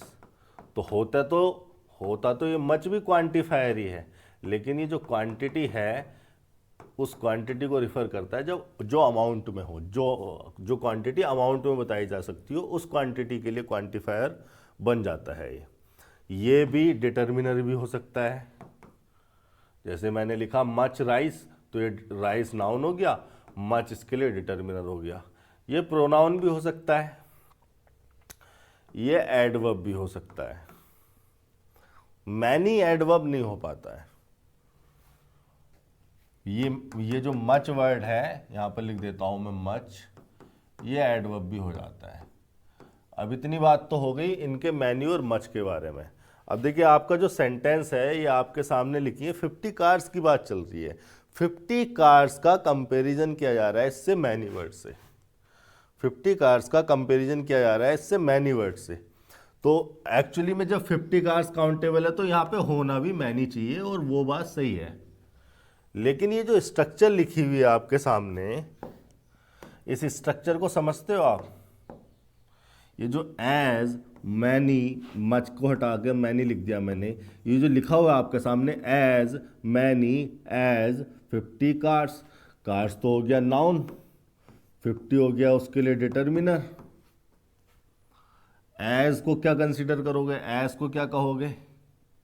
और इस वाले एज को क्या कहोगे? और एक बात और ये है कि ये कंजंक्शन है, और कंजंक्शन सेम ऑर्डर की स्ट्रक्चर को जोड़ते हैं। अगर यहाँ पे नाउन है, यहाँ पे भी नाउन है, यहाँ पे भी नाउन है, और ये तीनों नाउन, दोनों नाउन हो रहे हैं ऑब्जेक्ट। अरे यार क्या हुआ, ये तो डिटर्मिनर है, 10 डिटर्मिनर है, ठीक है ठीक है। ये एक नाउन फ्रेज है, ये एक नाउन फ्रेज है, दोनों के दोनों ऑब्जेक्ट हो रहे हैं हैज का। तो एंड कंजंक्शन से भी कोई ऑब्जेक्ट ही जुड़ना चाहिए। तो वो ऑब्जेक्ट क्या है? 50 कार्ड्स को जोड़ रहा है क्या, या मैनी को जोड़ रहा है? ये बात समझ में नहीं आती है बहुत ग्रामेरियंस को। बहुत सारी डिक्शनरी पे नहीं मिलेगा जवाब, गूगल करके देख लेना, नहीं मिलेगा जवाब। वो लिख देंगे एज मैनी एज एक फ्रेज है, फ्रेज लिख देते हैं इसको। एज मैनी एज को अगर आप डिक्शनरी पे गूगल पे डाल के देखोगे तो वो इसको लिख देते हैं फ्रेज, कि ये एक फ्रेज है। अच्छा फ्रेज है तो एडजेक्टिव फ्रेज है, नाउन फ्रेज है, एडवर्ब फ्रेज है, कंजंक्शन फ्रेज है, प्रीपोजिशनल फ्रेज है, क्या है ये भी तो बताओ ना। इस फ्रेज का पार्ट ऑफ स्पीच क्या है? देखो शायद हो सकता है मैं आपको ऐसे सवालों में फंसा रहा हूं जो कि कॉम्प्लिकेटेड हैं, लेकिन ये सवाल आपके लिए बहुत ज़रूरी हैं, आपकी लर्निंग के लिए बहुत ज़रूरी हैं। आप जरा इस सेंटेंस को देखिए, आपके सामने मैंने लिखा she is as rich as her father, ये लिखा मैंने। अब ये इज क्या है? लिंकिंग वर्ब है। इस लिंकिंग वर्ब का एडजेक्टिव हो गया ये कॉम्प्लीमेंट, इस लिंकिंग वर्ब का कॉम्प्लीमेंट बन गया ये एडजेक्टिव, और एज इस एडजेक्टिव के लिए एडवर्ब बन गया। एज रिच एज एडवर्ब बन गया, इसके लिए एज एडवर्ब हो सकता है। और ये जो एज है ये हो गया प्रीपोजिशन, और इस प्रीपोजिशन का ऑब्जेक्ट हो गया हर फादर, नाउन और हर डिटर्मिनर। एज प्रीपोजिशन के फंक्शन में भी हो सकता है, एडवर्ब के फंक्शन में भी हो सकता है, और एज कंजंक्शन भी हो जाता है। एज के बारे में मैं बता दूं कि ये प्रीपोजिशन भी हो जाता है, एडवर्ब भी हो जाता है, और कंजंक्शन भी हो जाता है। तो ये वाला जो एज है ये तो हो गया प्रीपोजिशन के फंक्शन में। इसके बाद एक नॉन फ्रेज लगी है ऑब्जेक्ट, जिसको जोड़ने के लिए आया है। किससे जोड़ने के लिए? रिच से जोड़ने के लिए। रिच से ही तो कंपेरिजन किया जा रहा है, मतलब रिचनेस में तो कंपैरिजन किया जा रहा है हर फादर से। तो मेरे कहने का मतलब है कि ये एडजेक्टिव हो गया और ये हो गया एडवर्ब। लेकिन आपके सामने ऐसे लिखा हो सी हैज एज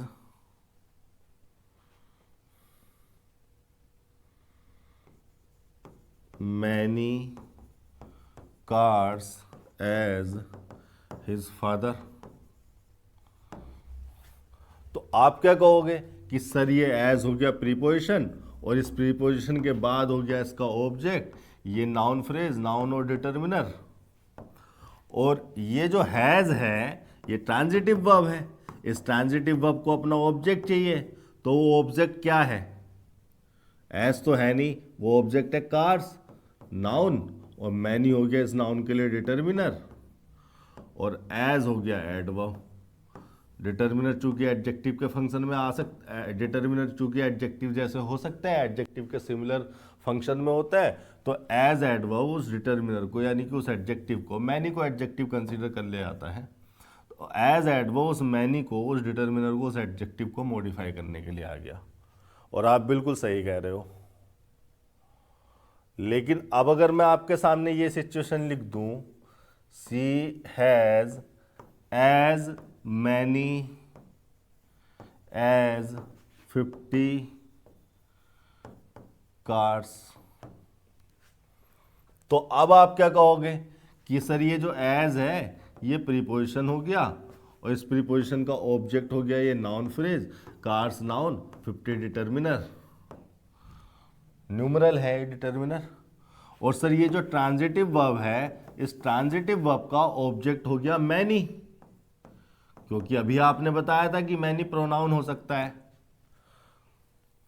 बताया तो शुरू में अभी मैनी प्रोनाउन हो सकता है। कहाँ है?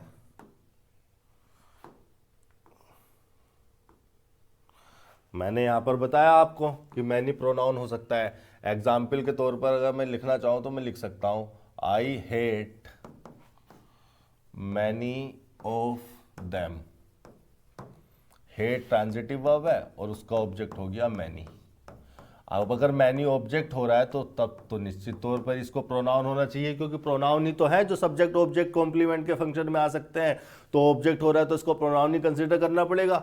और ये जो दैम हो गया ये इस प्रीपोजिशन का ऑब्जेक्ट हो गया। मैनी डिटर्मिनर तब होता है जब वो किसी नाउन के साथ लिखा होता है, जब वो किसी नाउन के स्थान पर लिखा होगा तो वो क्या होगा, प्रोनाउन होगा। तो मैनी प्रोनाउन हो सकता है, ऑब्जेक्ट बन सकता है। तो आपने ये बात इस नोटिस की और ये कह दिया कि सर ये जो ट्रांजिटिव वर्ब है इसका ऑब्जेक्ट हो रहा है मैनी प्रोनाउन, और ये बिल्कुल वैसा ही है जैसे आप ऊपर बता रहे थे, एज प्रीपोजिशन का ऑब्जेक्ट हो गया 50 कार्स। तो फिर ये एज क्या है जो इस प्रोनाउन के लिए आया है? क्या अभी भी आप इस एज को एडवर्ब कह सकते हैं? भाई एज यहां पर एडवर्ब हो गया था क्योंकि वो इस एडजेक्टिव के लिए डिटर्मिनर के लिए आ रहा था। एज यहां पर एडवर्ब हो गया था जब वो इस एडजेक्टिव के लिए आ रहा था, इस कॉम्प्लीमेंट के लिए आ रहा था। क्या वो इस प्रोनाउन के लिए आएगा और एडवर्ब कहलाया जा सकता है? अब इसको एडवर्ब मानना सही नहीं होगा। लेकिन अगर आप एज को डिक्शनरी पर डाल के देखोगे तो यही लिखा आता है, प्रीपोजिशन है, एडवर्ब है, कंजंक्शन है। लेकिन क्या अभी भी यहां पर एज को एडवर्ब कंसीडर किया जा सकता है? एडवर्ब कंसीडर किया जा सकता है तो इस प्रोनाउन मैनी के लिए कैसे आ गया? या मैनी प्रोनाउन ही नहीं है, मैनी कुछ और है। और मैनी कुछ और है तो फिर तो वो डिटर्मिनर हो सकता है, और डिटर्मिनर होता तो किसी नाउन के साथ लगा होता। आप समझिए बात को, अगर डिटर्मिनर होता तो किसी नाउन के साथ लगा होता। नाउन इसके पास कोई है नहीं, तो इसका मतलब मैनी तो अब प्रोनाउन ही है, और एज अ प्रोनाउन के लिए आ रहा है। तो अब एज को एडवर्ब ना मान के हमें एडजेक्टिव ही कंसीडर करना पड़ेगा। और यही खूबसूरती है इंग्लिश ग्रामर की कि यहाँ पर जो वर्ड्स हैं वो अपने फंक्शन को चेंज कर लेते हैं अपने मीनिंग के आधार पर, और जब वो फंक्शन को चेंज कर लेते हैं तो उनका पार्ट ऑफ स्पीच भी चेंज हो जाता है। चाहे कोई कहे या ना कहे, ग्रामेरियन माने या ना माने, लेकिन वर्ड का फंक्शन उसके मीनिंग के आधार पर या उस वर्ड का पार्ट ऑफ स्पीच उसके फंक्शन के आधार पर तय होता है। आप या मैं निर्धारित नहीं करते कि किसी वर्ड का क्या पार्ट ऑफ स्पीच होगा, वो वर्ड तय करता है कि उसका फंक्शन क्या होना है, उसका पार्ट ऑफ स्पीच क्या होना है। तो मैं आपसे ये कह रहा हूं कि देखिए 99% केसेस में एज आपको एडवर्ब मिलेगा, प्रीपोजिशन मिलेगा और कंजंक्शन मिलेगा। तो जो डिक्शनरी पे जो बातें लिखी जाती है, हमारे तुम्हारे जैसे लोग ही लिखते हैं इधर उधर से ऑब्जर्व करके, तो वो बातें लिखते हैं जो ज़्यादा लोगों को सेटिस्फाई कर सके। जिन चीज़ों पर मतभेद होता है उन्हें वेबसाइट से हटा दिया जाता है, क्योंकि कोई विवाद में नहीं फंसना चाहता। लेकिन आप ये सोचिए कि ये जो एज है अगर एडवर्ब होता तो क्या प्रोनाउन के लिए आ जाता? नहीं, तो अब इसको एडजेक्टिव ही कंसीडर करना पड़ेगा। अब आपसे कोई लड़े या झगड़े, इसमें मैं कुछ नहीं कर सकता। इस वर्ड का फंक्शन निर्धारित करेगा इसका पार्ट ऑफ स्पीच क्या है। वापस आते हैं सेंटेंस पे। तो ये हो गई आपका जो है एज मैनी एज के बारे में थोड़ी सी बातें, कि यहाँ पर ये जो मैनी है ये प्रोनाउन के फंक्शन में है, और ये जो एंड कंजंक्शन है, 2 elephants 10 horses and as many, many pronoun को जोड़ रहा है हॉर्सेस से, ठीक है। और ये जो एज प्रीपोजिशन है इसका ऑब्जेक्ट हो गया 50 कार्स। ये एज इसके लिए एडजेक्टिव की तरह यूज हो रहा है। हाँ, मीनिंग लगभग वही है, मीनिंग ऑलमोस्ट वही है जो एज का एडवर्ब होते हुए होता है। जब वो एज एडवर्ब होता है तो ऑलमोस्ट उसी मीनिंग में है, लेकिन अब इसको एडजेक्टिव, ये एडजेक्टिव के सिमिलर फंक्शन में आ गया। अब इसको एडजेक्टिव कंसीडर भी ना करो, आप ये ना कहो कि ये बहुत टिपिकल एडजेक्टिव है, तो भी आप ये तो कहोगे कि हाँ एडजेक्टिव के सिमिलर फंक्शन में आ गया क्योंकि प्रोनाउन से पहले लगा है। ये तो आपको मानना ही पड़ेगा। 178। और बाकी तो देखो, ओपन रहो चीज़ों के लिए। अगर आप में से किसी को कुछ और लगता है तो आप मुझे बता सकते हैं। मैं हमेशा ही ओपन रहता हूँ, इतना दिमाग लगाने के बावजूद भी इन सेंटेंसेस में, इन छोटी छोटी फ्रेजेस में, क्लोजेस में इतना दिमाग लगाने के बावजूद भी, इतना डिटेल में इनको स्टडी करने के बावजूद भी मैं हमेशा ही परिवर्तन के लिए, स्वीकार करने के लिए ओपन रहता हूँ, खुला रहता हूँ कि अगर मुझे लगेगा 4 महीने बाद कि ये ऐसा है तो मैं बिल्कुल आपसे शेयर करूँगा। 178 हो गया आपका। 179 देखिए, the month of January takes its name of the Roman god Janus. Okay, month आपके सामने लिखा हुआ है एक नाउन, ये लगा हुआ है एक डिटर्मिनर, या आर्टिकल कहा जाता है इसको, और ये हो गई आपकी एक नाउन फ्रेज। नाउन फ्रेज आपकी यहाँ पर देखिए, नाउन फ्रेज जब भी आती है तो आपके दिमाग में यही तीन बातें आनी चाहिए, सब्जेक्ट, ऑब्जेक्ट या कॉम्प्लीमेंट। कॉम्प्लीमेंट ये है नहीं क्योंकि इससे पहले कोई लिंकिंग वर्ब नहीं लगी, ऑब्जेक्ट भी नहीं है ये क्योंकि इससे पहले कोई ट्रांजिटिव वर्ब या प्रीपोजिशन नहीं लगी, सब्जेक्ट ही होना चाहिए फिर तो इसे। तो यहाँ पर हमने क्या किया, नाउन फ्रेज के नीचे लिख दिया सब्जेक्ट, ये अब सब्जेक्ट है। ऑफ क्या है, प्रीपोजिशन, और ये प्रीपोजिशन के बाद इसका ऑब्जेक्ट। अब ये जो प्रीपोजिशनल फ्रेज है इनको प्रीपोजिशनल फ्रेज कहा जाता है। प्रीपोजिशनल फ्रेज इसलिए कहा जाता है क्योंकि प्रीपोजिशन से जोड़ के बनी है, वो इनकी आइडेंटिटी है। लेकिन ये प्रीपोजिशनल फ्रेज आई किस लिए है, ये प्रीपोजिशनल फ्रेज आई है इस मंथ के लिए। अब चूंकि ये नाउन के बारे में बताने के लिए आई है, नाउन को मॉडिफाई करने के लिए आई है, तो इसको कहा जाना चाहिए एडजेक्टिव फ्रेज। पूरी इंग्लिश ग्रामर में कोई भी वर्ड, कोई भी फ्रेज, कोई भी क्लोज अगर किसी नाउन को मॉडिफाई करने के लिए आती है तो उसको एडजेक्टिव फ्रेज या एडजेक्टिव क्लोज ही कहा जाता है। ओके, सब्जेक्ट था हमारा द मंथ, सिंगुलर था, इसलिए वर्ब आ गई सिंगुलर के साथ जो आनी चाहिए, ये है मेन वर्ब। अब मेन वर्ब हमारी जो है एक्शन नेचर की है, एक्शन नेचर की है, उसमें भी ये ट्रांजिटिव एक्शन है, अपने बाद क्या लेगा, ऑब्जेक्ट लेगा। तो ये रहा इस ट्रांजिटिव वर्ब का ऑब्जेक्ट। नेम हो गया यहाँ पर नाउन और इट्स हो गया यहाँ पर determiner. The month of January takes its name. अब देखिए यहाँ पर लगा हुआ है of.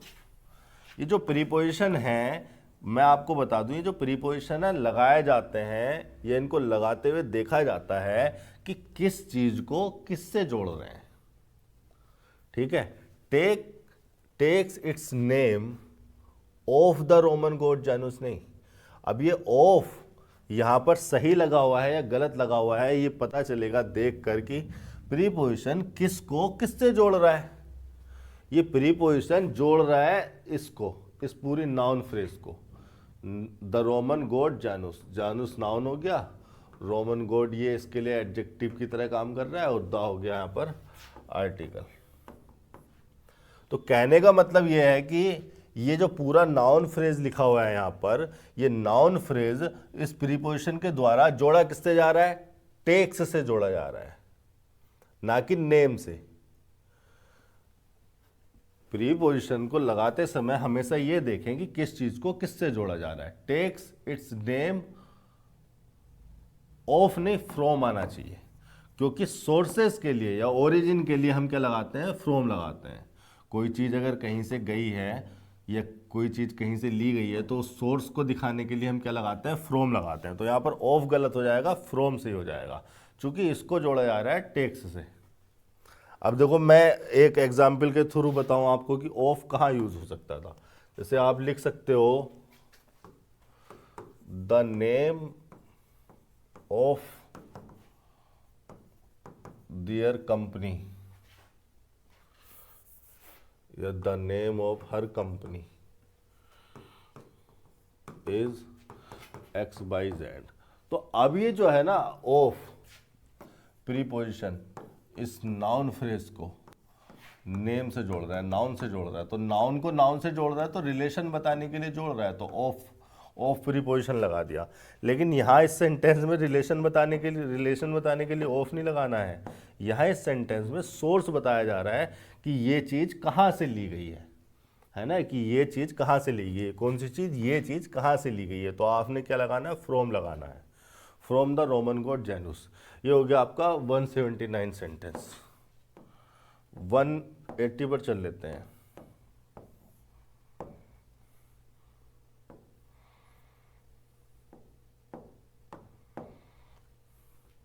Having deprived of their houses in the recent earthquake, they had no other option but to take shelter in a school।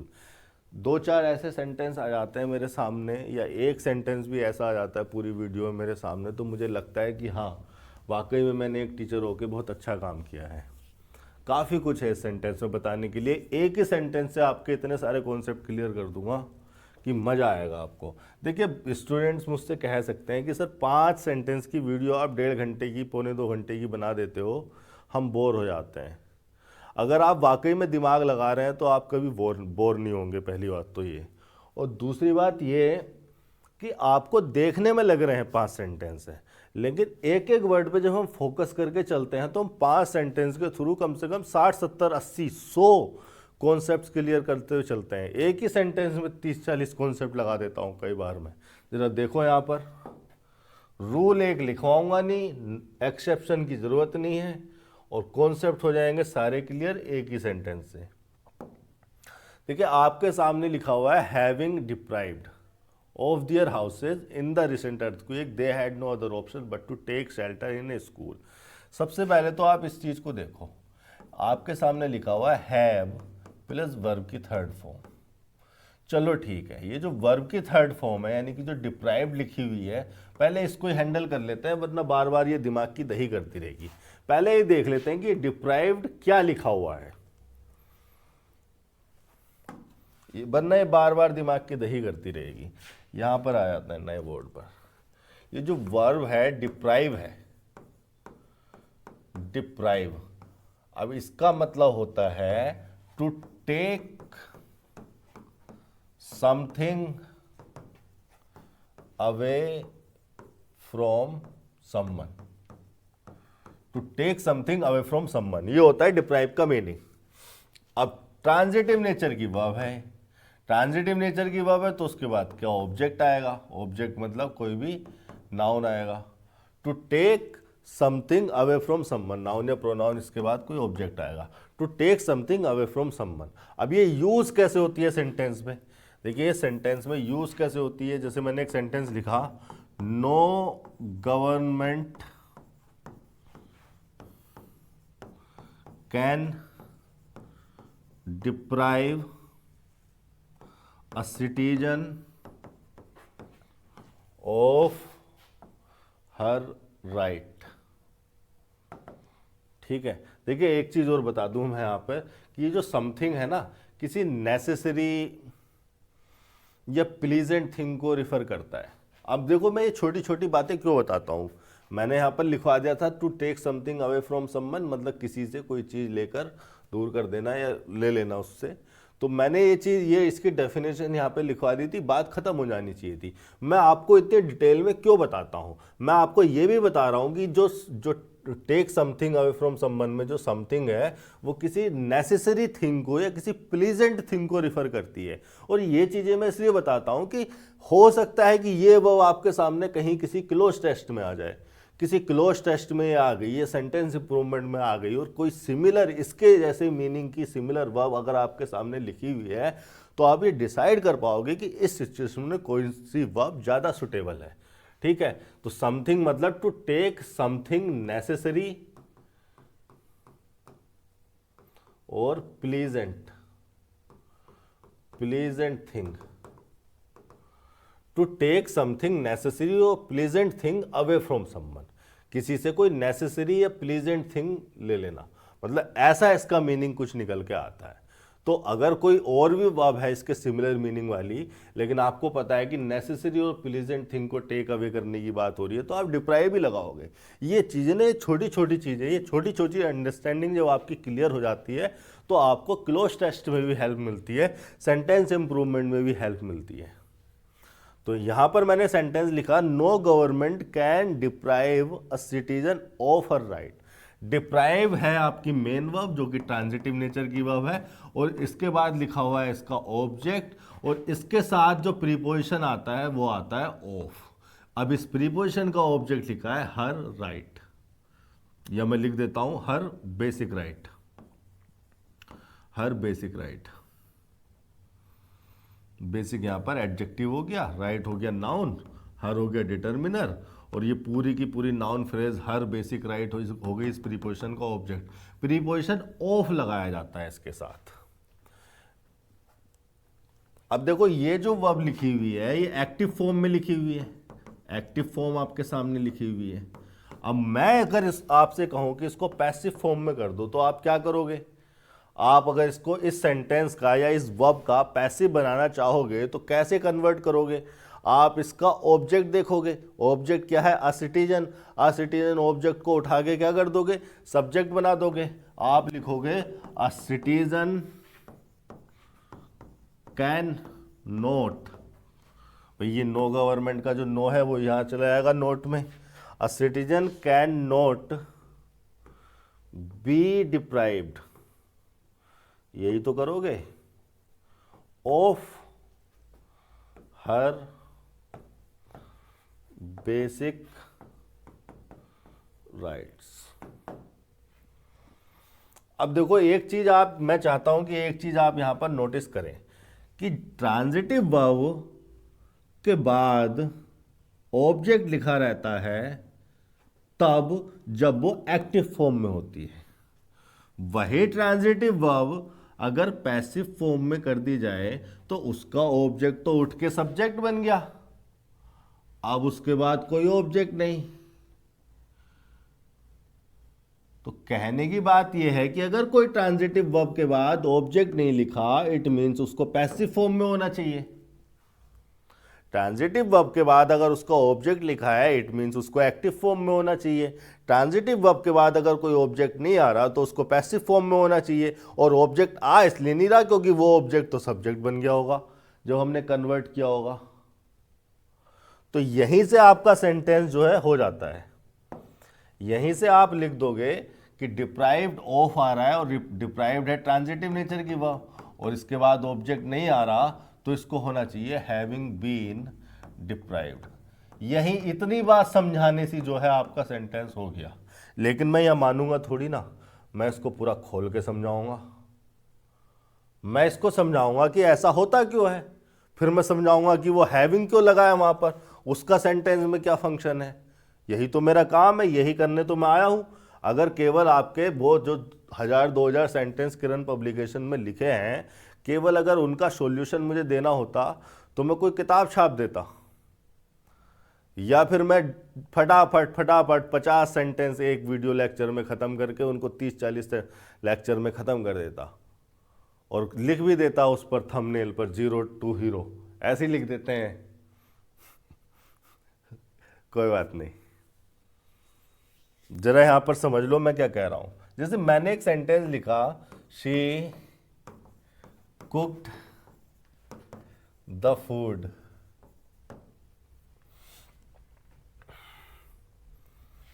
आपको पता है कि ये ट्रांजिटिव नेचर की वर्ब है, और ट्रांजिटिव नेचर की वर्ब अपने बाद ऑब्जेक्ट लेती है। आपको ये भी पता है कि ये जो लिखी है ये एक्टिव फॉर्म में लिखी है। अगर मैं आपसे कहूं कि इसको पैसिव फॉर्म में कन्वर्ट कर दो तो आप क्या करोगे? आप लिखोगे the food was cooked bye हर। अब देखो, किसी भी एक्टिव फॉर्म की वर्ब को पैसिव फॉर्म में चेंज करते वक्त आप 3 मुख्य चेंज लेके आते हैं। पहला चेंज तो ये कि जो ट्रांजिटिव वर्ब का ऑब्जेक्ट है उसको आप सब्जेक्ट बना देते हैं, ये हो गया सब्जेक्ट, ये आपका पहला चेंज हो गया। और दूसरा चेंज आप ये लेके आते हैं कि जो ट्रांजिटिव वर्ब है उसको आप बी प्लस वर्ब की थर्ड फॉर्म के स्ट्रक्चर में लिख देते हैं। बी प्लस वर्ब की थर्ड फॉर्म की स्ट्रक्चर लिखी हुई है आपके सामने, वाज हो गई बी की फॉर्म, कुक्ड हो गया वर्ब की थर्ड फॉर्म, ये आपका दूसरा चेंज हो गया। और तीसरा चेंज, ये जो सब्जेक्ट होता है आपका, आप इस सब्जेक्ट को बाय प्रीपोजिशन का ऑब्जेक्ट बना देते हैं, बाय प्रीपोजिशन का ऑब्जेक्ट बन गया। अब देखो, इन 3 मुख्य चेंजों से क्या तात्पर्य निकलता है, क्या आप इनसे इन्फर कर सकते हैं, किस कंक्लूजन पे पहुंचते हैं, क्या इनका सार है, या कुछ बातें हैं जो मैं चाहता हूं कि आप नोटिस करें, और वो नोटिस करने के बाद वो उस अंडरस्टैंडिंग को आप अपने दिमाग में रखें, क्योंकि वो आपकी बहुत हेल्प करने वाली है। पहली बात तो ये कि किसी ट्रांजिटिव वर्ब का ही पैसिव वॉइस पॉसिबल है, किसी ट्रांजिटिव वर्ब का ही पैसिव फॉर्म बनाया जा सकता है। क्योंकि ट्रांजिटिव वर्ब का पैसिव फॉर्म इसलिए बनाया जा सकता है क्योंकि किसी भी वर्ब का पैसिव फॉर्म बनाने के लिए हमें उसके ऑब्जेक्ट को सब्जेक्ट बनाना पड़ता है। भाई, किसी भी वर्ब को अगर पैसिव फॉर्म में लाओगे तो ऑब्जेक्ट को सब्जेक्ट बनाने की जरूरत पड़ेगी, और ऑब्जेक्ट हो सकता है केवल ट्रांजिटिव वर्ब के केस में ही। तो इसीलिए कहा जाता है कि केवल और केवल ट्रांजिटिव वर्ब का ही पैसिव वॉइस संभव है। भाई, अगर कोई इंट्रांजिटिव वर्ब लिखी होती है यहां पर सी स्लेप्ट, या सी वेंट, तो इसका वेंट का और स्लेप्ट का पैसिव वॉइस बना के दिखाना जरा। बना ही नहीं सकते हो क्योंकि इसके बाद कोई ऑब्जेक्ट नहीं लिखा। इसलिए कहा जाता है कि किसी भी वर्ब का पैसिव तभी बनाया जा सकता है जब वो ट्रांजिटिव हो।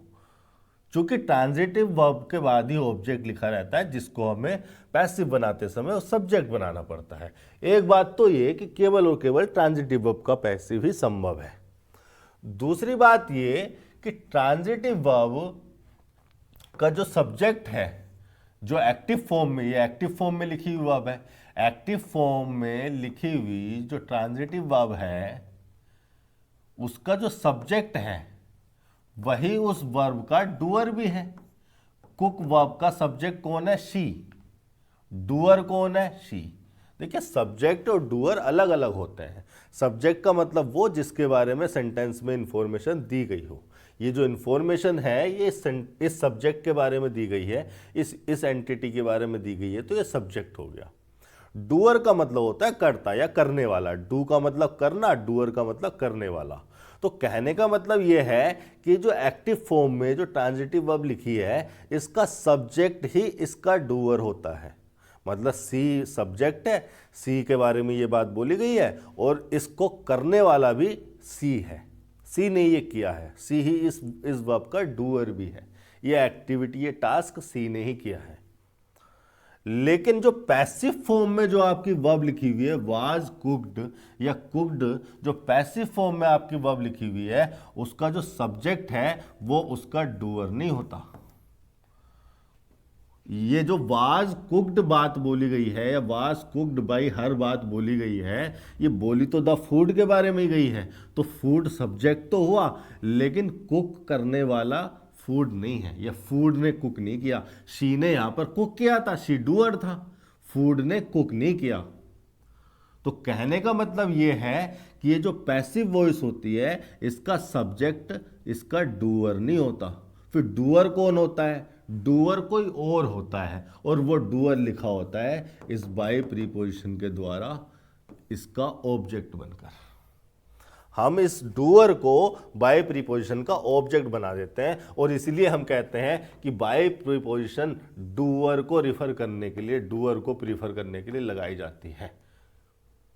डिक्शनरी पर डाल के देखोगे बाय प्रीपोजिशन का एक मीनिंग यही आता है सबसे ऊपर लिख के कि बाय प्रीपोजिशन डूअर को रिफर करने के लिए लगाई जाती हैं। तो दो मुख्य बातें आपके सामने से यहां पर निकल के आई कि अगर एक तो ट्रांजिटिव वर्ब का ही पैसिव वॉइस संभव है क्योंकि उसी के बाद ऑब्जेक्ट लिखा रहता है जिस ऑब्जेक्ट को हमें सब्जेक्ट बनाना पड़ता है। दूसरी बात ये कि एक्टिव फॉर्म में लिखी हुई ट्रांजिटिव वर्ब का जो सब्जेक्ट है वो उसका डूअर होता है, लेकिन पैसिव फॉर्म में जो वर्ब लिखी रहती है उसका सब्जेक्ट उसका डूअर नहीं होता, डूअर कोई और होता है। डूअर somebody else होता है, somebody else other than subject। यानी कि पैसिव वॉइस में जो लिखी हुई वर्ब है उसका डूअर सब्जेक्ट के अलावा कोई और होता है। या इंग्लिश में कहूं तो मैं कह दूं doer is somebody else other than the subject। या यूं कहा जाता है कि एक्शन किसी और के द्वारा किया गया होता है, सब्जेक्ट के द्वारा नहीं, किसी और के द्वारा किया गया होता है पैसिव वॉइस में लिखा हुआ एक्शन।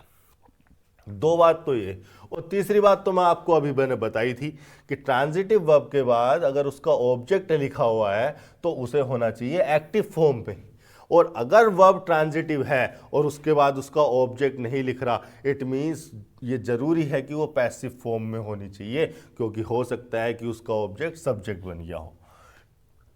या इसका उल्टा कह लो कि अगर कोई भी वर्ब एक्टिव फॉर्म में लिखी है, ट्रांजिटिव है, तो उसके बाद उसका ऑब्जेक्ट आएगा। अगर ऑब्जेक्ट नहीं आ रहा तो उसको पैसिव में बना दिया जाना चाहिए। इतनी बात हो गई यहां पर एक्टिव और पैसिव के बारे में कि क्यों हम इन चीजों को इस तरह से कन्वर्ट करते हुए चलते हैं, हमारी जरूरत क्या होती है। ऐसे ही हमने डिप्राइव के केस में किया था, और ये बात यहां पर बिल्कुल लागू हो रही है। अगर आप इस सेंटेंस को ध्यान से देखेंगे तो जो डिप्राइव्ड है ट्रांजिटिव नेचर की वर्ब है, इसके बाद ऑब्जेक्ट होना चाहिए था, ऑब्जेक्ट आ नहीं रहा, सीधे वो प्रीपोजिशन आ गई और प्रीपोजिशन का ऑब्जेक्ट आ गया, तो इसको क्या होना चाहिए? पैसिव में होना चाहिए, बीइंग डिप्राइव्ड। अब देखो ये हैविंग यहाँ पर क्या कर रहा है, हैव प्लस वर्ब की थर्ड फॉर्म यहाँ पर क्या कर रही है, इसका क्या फंक्शन है, इसका क्या मीनिंग है, इसको क्या कहा जाता है, इसका क्या रोल है, सेंटेंस की स्ट्रक्चर को किस तरह से प्रभावित कर रहा है। अगर इन सब सवालों की बात करोगे तो मैं और अभी थोड़ा सा मैं आपका लूंगा, लेकिन ये मैं समझा ऐसे दूंगा कि फिर जीवन में कभी आपको समस्या नहीं होगी। देखो इसको मैं इरेज करता हूं यहां से, ये चलो नए वर्ड पर चल लेते हैं, एक नया सेंटेंस लिख लेते हैं, इस पर आ जाएंगे अभी। जैसे मैंने आपके सामने सेंटेंस लिखा, आसान सा सेंटेंस लिखूंगा, बिल्कुल घबराने की जरूरत नहीं है। Having killed the gangster, the policeman went to hospital. देखो ये आपके सामने जो लिखा हुआ है, ये लिखा हुआ है हैव प्लस वर्ब की थर्ड फॉर्म। हालांकि हैविंग लिखा हुआ है, हैव नहीं लिखा हुआ, वो मैं अभी बताऊंगा क्या है, लेकिन हैव प्लस वर्ब की थर्ड फॉर्म लिखा हुआ है। अब आपको ये बात पता होगी आपकी प्री एग्जिस्टिंग नॉलेज से कि ये जो हैव प्लस वर्ब की थर्ड फॉर्म लगाई जाती है, तब लगाई जाती है जब हम किसी कंप्लीशन को रिफर करते हैं, किसी कंप्लीशन को रिफर करते हैं, या यूं कहिए कि परफेक्ट स्टेट को रिफर करने के लिए लगाई जाती है। प्रेजेंट परफेक्ट में लगाते हैं, पास्ट परफेक्ट में, परफेक्ट कंटिन्यूअस में भी लगाते हैं, फ्यूचर परफेक्ट में लगाते हैं, फ्यूचर परफेक्ट कंटिन्यूअस में लगाते हैं। और वहां पर ये जो हैव होती है ये हेल्पिंग वर्ब होती है, और ये जो वर्ब की थर्ड फॉर्म है ये मेन वर्ब होती है। और हम परफेक्ट स्टेट को रिफर करने के लिए, वर्ब की परफेक्ट स्टेट को रिफर करने के लिए हैज, हैव या हैड प्लस वर्ब की थर्ड फॉर्म का यूज करते हैं, और हम कहते हैं कि इस पॉइंट पर एक्शन कंप्लीट हुआ, तो हम कंप्लीशन को दिखा रहे हैं, परफेक्ट स्टेट को दिखा रहे हैं। ये सब आपको पता है, लेकिन क्या ये हेल्पिंग वर्ब लग रही है आपको यहां पर, और ये क्या मेन वर्ब लग रही है आपको? ऐसा तो है नहीं, ना तो ये हेल्पिंग वर्ब लग रही है, ना आपको ये मेन वर्ब लग रही है। तो ये परफेक्ट स्टेट को दिखाने, मतलब present perfect, past perfect, tense के साथ परफेक्ट स्टेट को दिखाने वाला सिनेरियो तो ये है नहीं। फिर ये है क्या? एक्चुअली में ये हैव भी नहीं लगा, ये हैविंग लगा है। ये है क्या? पूरी इंग्लिश ग्रामर में हैव प्लस वर्ब की थर्ड फॉर्म कहीं पर भी आती है, वो कंप्लीशन को या परफेक्ट स्टेट को रिफर करती है, वो बात सही है, लेकिन हैव यहां पर हेल्पिंग वर्ब नहीं हो रहा, जो आप इसको प्रेजेंट परफेक्ट या पास्ट परफेक्ट के सिनेरियो में कंसीडर करके चलें।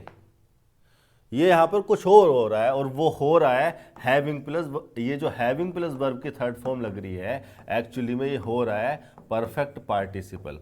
परफेक्ट पार्टिसिपल, पार्टिसिपल इसको इसलिए कहा जा रहा है क्योंकि ये है एक नॉन फाइनाइट वर्ब। देखिए है तो वर्ब ही, ये है तो वर्ब ही, किल्ड भी एक वर्ब है, हैविंग भी एक वर्ब है, पूरी की पूरी फ्रेज एक वर्ब फ्रेज लिखी हुई है, तो है तो एक वर्ब ही, लेकिन फाइनाइट वर्ब नहीं है। मेन वर्ब को फाइनाइट वर्ब कहा जाता है क्योंकि वो फाइनाइट हो जाती हैं, टेंस के अकॉर्डिंग सीमित हो जाती हैं।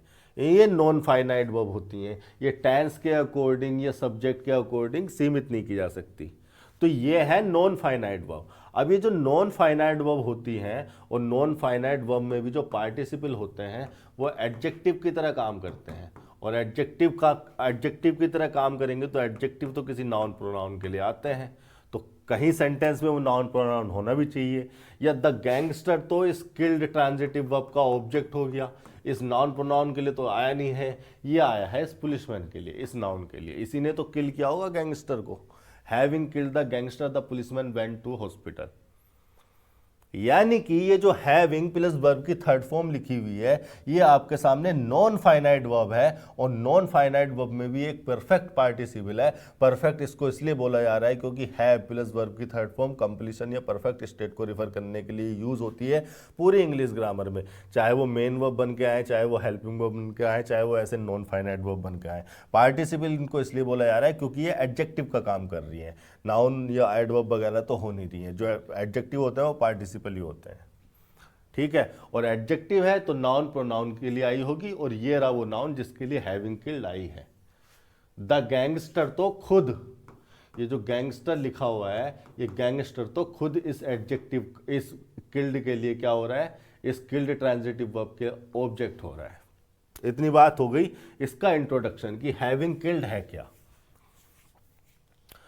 अब देखने वाली बात यह है कि हमें हैविंग किल्ड को परफेक्ट स्टेट को लगाने की आवश्यकता क्यों है, क्या जरूरत है हमारी कि हमें हैविंग किल्ड को लिखने की आवश्यकता पड़ती है किसी सेंटेंस में। ये समझने के लिए जरा ये वाला सेंटेंस देखो, जैसे मैंने लिखा यहां पर killing the gangster the policeman went to hospital.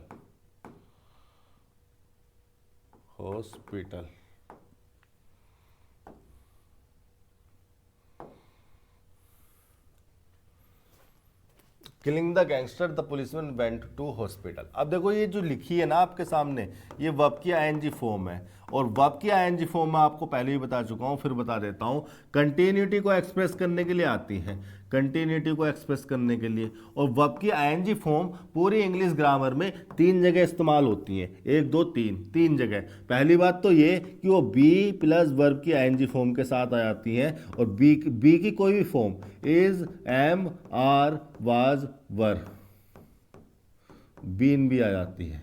और जब वो बी की फॉर्म के साथ आती हैं, is, am, are, was, were, been के साथ आती हैं, तो वो present continuous, past continuous, future continuous, present perfect continuous, past perfect continuous, future perfect continuous में आती हैं। और वर्ब की आईएनजी फॉर्म यहां पर मेन वर्ब की तरह काम करती है, और ये बी की फॉर्म हेल्पिंग वर्ब की तरह काम करती है। क्या वो सिनेरियो यहां है? नहीं है। इससे पहले कोई बी की form is, am, are, was, were लगी है? नहीं लगी है। तो क्या इसको मेन वर्ब कंसीडर किया जा सकता है? नहीं कंसीडर किया जा सकता। तो ये सिनेरियो तो हटा दो।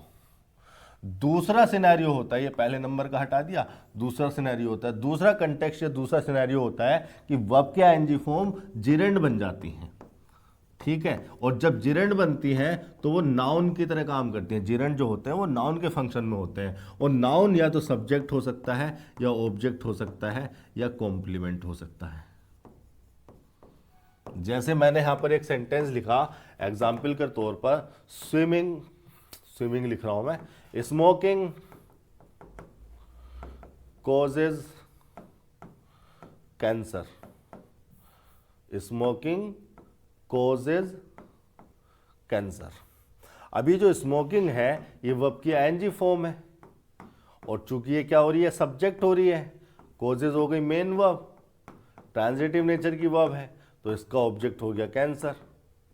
तो अगर वर्ब की आईएनजी फॉर्म सब्जेक्ट हो रही है तो सब्जेक्ट तो कोई नाउन नहीं हो सकता है। तो ये क्या हो गई, वर्ब की आईएनजी फॉर्म किस फंक्शन में है? जिरेंड है। ये इसको क्या कहोगे आप? जिरेंड।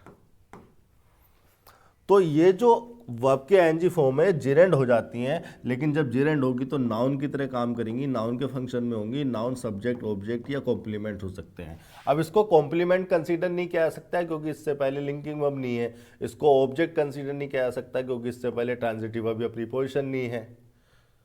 सब्जेक्ट ये हो नहीं रहा, सब्जेक्ट होती तो इसके बाद कोई वर्ब लिखी होती, सब्जेक्ट तो सेंटेंस का ये लिख रहा, और ये है मेन वर्ब। तो सब्जेक्ट नहीं है, ऑब्जेक्ट नहीं है, कॉम्प्लीमेंट नहीं है, इट मीन्स जिरेंड नहीं है। ये संभावना भी खत्म हो गई। तीसरा संभावना है प्रेजेंट। देखिए, परफेक्ट पार्टिसिपल को समझाने के लिए प्रेजेंट पार्टिसिपल को समझा रहा हूं। आप समझिए मैं ऐसा क्यों कर रहा हूं, क्योंकि मैं जानता हूं कि अगर आपको परफेक्ट पार्टिसिपल समझना है तो आपको ये समझना पड़ेगा कि हमें उसकी जरूरत क्यों है, और प्रेजेंट पार्टिसिपल क्या काम करते हैं, और प्रेजेंट पार्टिसिपल से परफेक्ट पार्टिसिपल कैसे डिफरेंट है, क्यों हमें परफेक्ट पार्टिसिपल की जरूरत पड़ी, क्यों हम प्रेजेंट पार्टिसिपल के द्वारा उस मीनिंग को कन्वे नहीं कर सकते थे। आपको ये जानने समझने की जरूरत है। आपके दिमाग में मैं जानता हूं कुछ सवाल आएंगे, कुछ सवाल नहीं आएंगे। तो कई बार मेरा कर्तव्य ये हो जाता है कि मैं आपके दिमाग में उन सवालों को जनरेट करूं, फिर मैं उनका उत्तर दूं। मैं उस पल का इंतजार नहीं करना चाहता कि वो सवाल खुद ब खुद आपके दिमाग में आए और खुद ब खुद आप मुझसे पूछो। मैं चाहता हूं कि वो सवाल मैं आपके अंदर पिरो दूं, वो जनरेट करूं, वो एटीट्यूड आपके अंदर मैं उत्पन्न करूं, ताकि आप अपनी अंडरस्टैंडिंग को, अपनी लर्निंग को बेस्ट बना सकें। आपको पता हो कि आप क्या कर रहे हैं, क्या जान रहे हैं, क्या समझ रहे हैं। आप ये समझिए कि वर्ब की आईएनजी फॉर्म पूरी इंग्लिश ग्रामर में 3 जगह आ सकती है, मेन वर्ब की तरह काम कर सकती है कंटिन्यूटी एक्सप्रेस करने के लिए, वो सिचुएशन यहाँ नहीं है, जिरेंड भी यहाँ नहीं बन रहा है। तीसरा वो हो सकता है पार्टिसिपल। पार्टिसिपल सारे के सारे एडजेक्टिव ही होते हैं। जैसे आप लिख देते हो यहां पर फ्लाइंग बर्ड्स, तो बर्ड्स यहां पर नाउन हो गया। अब ये जो वर्ब की आईएनजी फॉर्म है ये क्यों लिखी गई है? ये लिखी गई है इस बर्ड्स को मॉडिफाई करने के लिए। तो अगर वर्ब की आईएनजी फॉर्म इस बर्ड्स को यानी कि नाउन को मॉडिफाई कर रही है, तो नाउन को मॉडिफाई करने की वजह से इसको एडजेक्टिव कहा जाना चाहिए। और वर्ब की आईएनजी फॉर्म अगर एडजेक्टिव हो रही है तो इसी को कहा जाता है प्रेजेंट पार्टिसिपल। अब ये इस सिचुएशन में तो ये इस नाउन से पहले लिखा है, तब तो आपको पहचानना आसान है कि सर ये नाउन है और ये इससे पहले लिखा है, तो इसको मॉडिफाई करने के लिए आई होगी। लेकिन प्रेजेंट पार्टिसिपल सेंटेंस की स्ट्रक्चर में कहीं भी फिट हो जाते हैं। प्रेजेंट पार्टिसिपल हमने यहां लिखा और जिस नाउन के लिए आया है एडजेक्टिव बन के, वो नाउन भैया हमने यहां लिख रखा है। और किलिंग चूंकि एक ट्रांजिटिव वर्ब थी तो उसका ऑब्जेक्ट हो गया। भैया प्रेजेंट पार्टिसिपल है, एडजेक्टिव तो बन गया, लेकिन मूल रूप से इन्हें कहा जाता है नॉन फाइनाइट वर्ब। तो अगर इन्हें वर्ब कहा जाता है तो इनमें वर्ब का एट्रीब्यूट रहेगा। और वर्ब का एट्रीब्यूट जब हमने चेक किया तो हमने पाया कि किलिंग एक ट्रांजिटिव नेचर की वर्ब है, और ट्रांजिटिव नेचर की वर्ब होने की वजह से उसके बाद उसका ऑब्जेक्ट होना चाहिए, तो हमें उसके बाद उसका ऑब्जेक्ट लिखना पड़ा। फिर वो सब्जेक्ट, वो नाउन फ्रेज लिखा गया है जिसके लिए ये किलिंग प्रेजेंट पार्टिसिपल एडजेक्टिव बन के आया हुआ है। तो ये तीसरा सिचुएशन यहां पर पॉसिबल हो रहा है। ये बात हो गई कि प्रेजेंट पार्टिसिपल या वर्ब की आईएनजी फॉर्म प्रेजेंट पार्टिसिपल कैसे हो सकती है। अब प्रेजेंट पार्टिसिपल अगर कोई चीज किसी वर्ब की आईएनजी फॉर्म को अगर आप प्रेजेंट पार्टिसिपल कह रहे हो तो उसके भी अपनी कुछ प्रॉपर्टीज हैं, कुछ एट्रीब्यूट्स हैं। उन एट्रीब्यूट्स को ध्यान में रखना जरूरी है, उन प्रॉपर्टीज को जानना समझना जरूरी है। क्या प्रॉपर्टीज हैं? पहली बात तो ये कि जो वर्ब की आईएनजी फॉर्म है कहीं भी आए, ये डायरेक्ट या इनडायरेक्ट वे में कंटिन्यूटी को ही एक्सप्रेस करती है। जब ये टेंस में लिखी जाती है, क्लोज में मेन वर्ब लिख के आती है, तब भी ये कंटिन्यूटी को एक्सप्रेस करती है। जब ये जीरेंड बन के आती है तब भी इसमें एक कंटिन्यूटी का सेंस आ जाता है। जब मैं जीरेंड पढ़ाऊंगा तो मैं इस बात को समझाऊंगा। लेकिन जब ये प्रेजेंट पार्टिसिपल होती है या एडजेक्टिव के फंक्शन में होती है, तब भी इसमें कंटिन्यूटी का मीनिंग रहता है, ये या तब भी ये कंटिन्यूटी को इनडायरेक्ट वे में एक्सप्रेस कर पाती है। और देखिए कैसे कर रही है। आप किन बर्ड्स को कह सकते हो? Flying birds.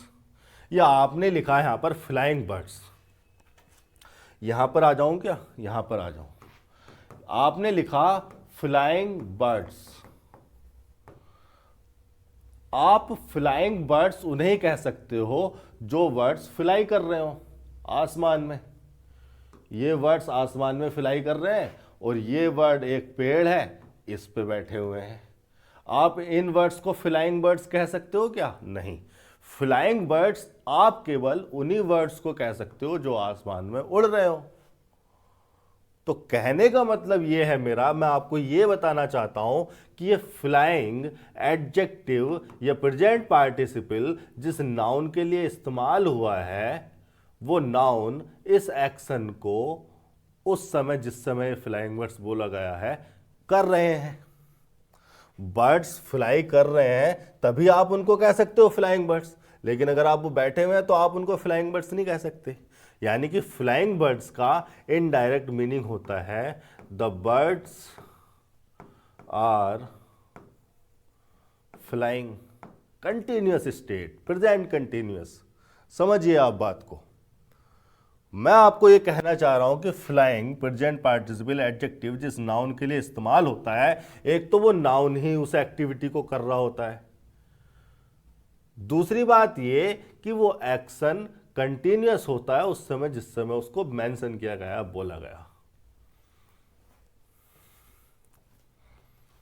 आप जो बर्ड्स बैठे हुए हैं उनको फ्लाइंग नहीं बोल सकते, उन्हीं को बोल सकते हो जो उस समय फ्लाई कर रहे हो। ऐसे ही आप यहां पर देख लो, स्विमिंग गर्ल, ठीक है। और मैंने लिखा यहां पर लाफिंग बुद्धा, और यहां पर मैंने लिखा बर्निंग बर्निंग ट्रेन नाउन और ये वर्ब की आईएनजी फॉर्म।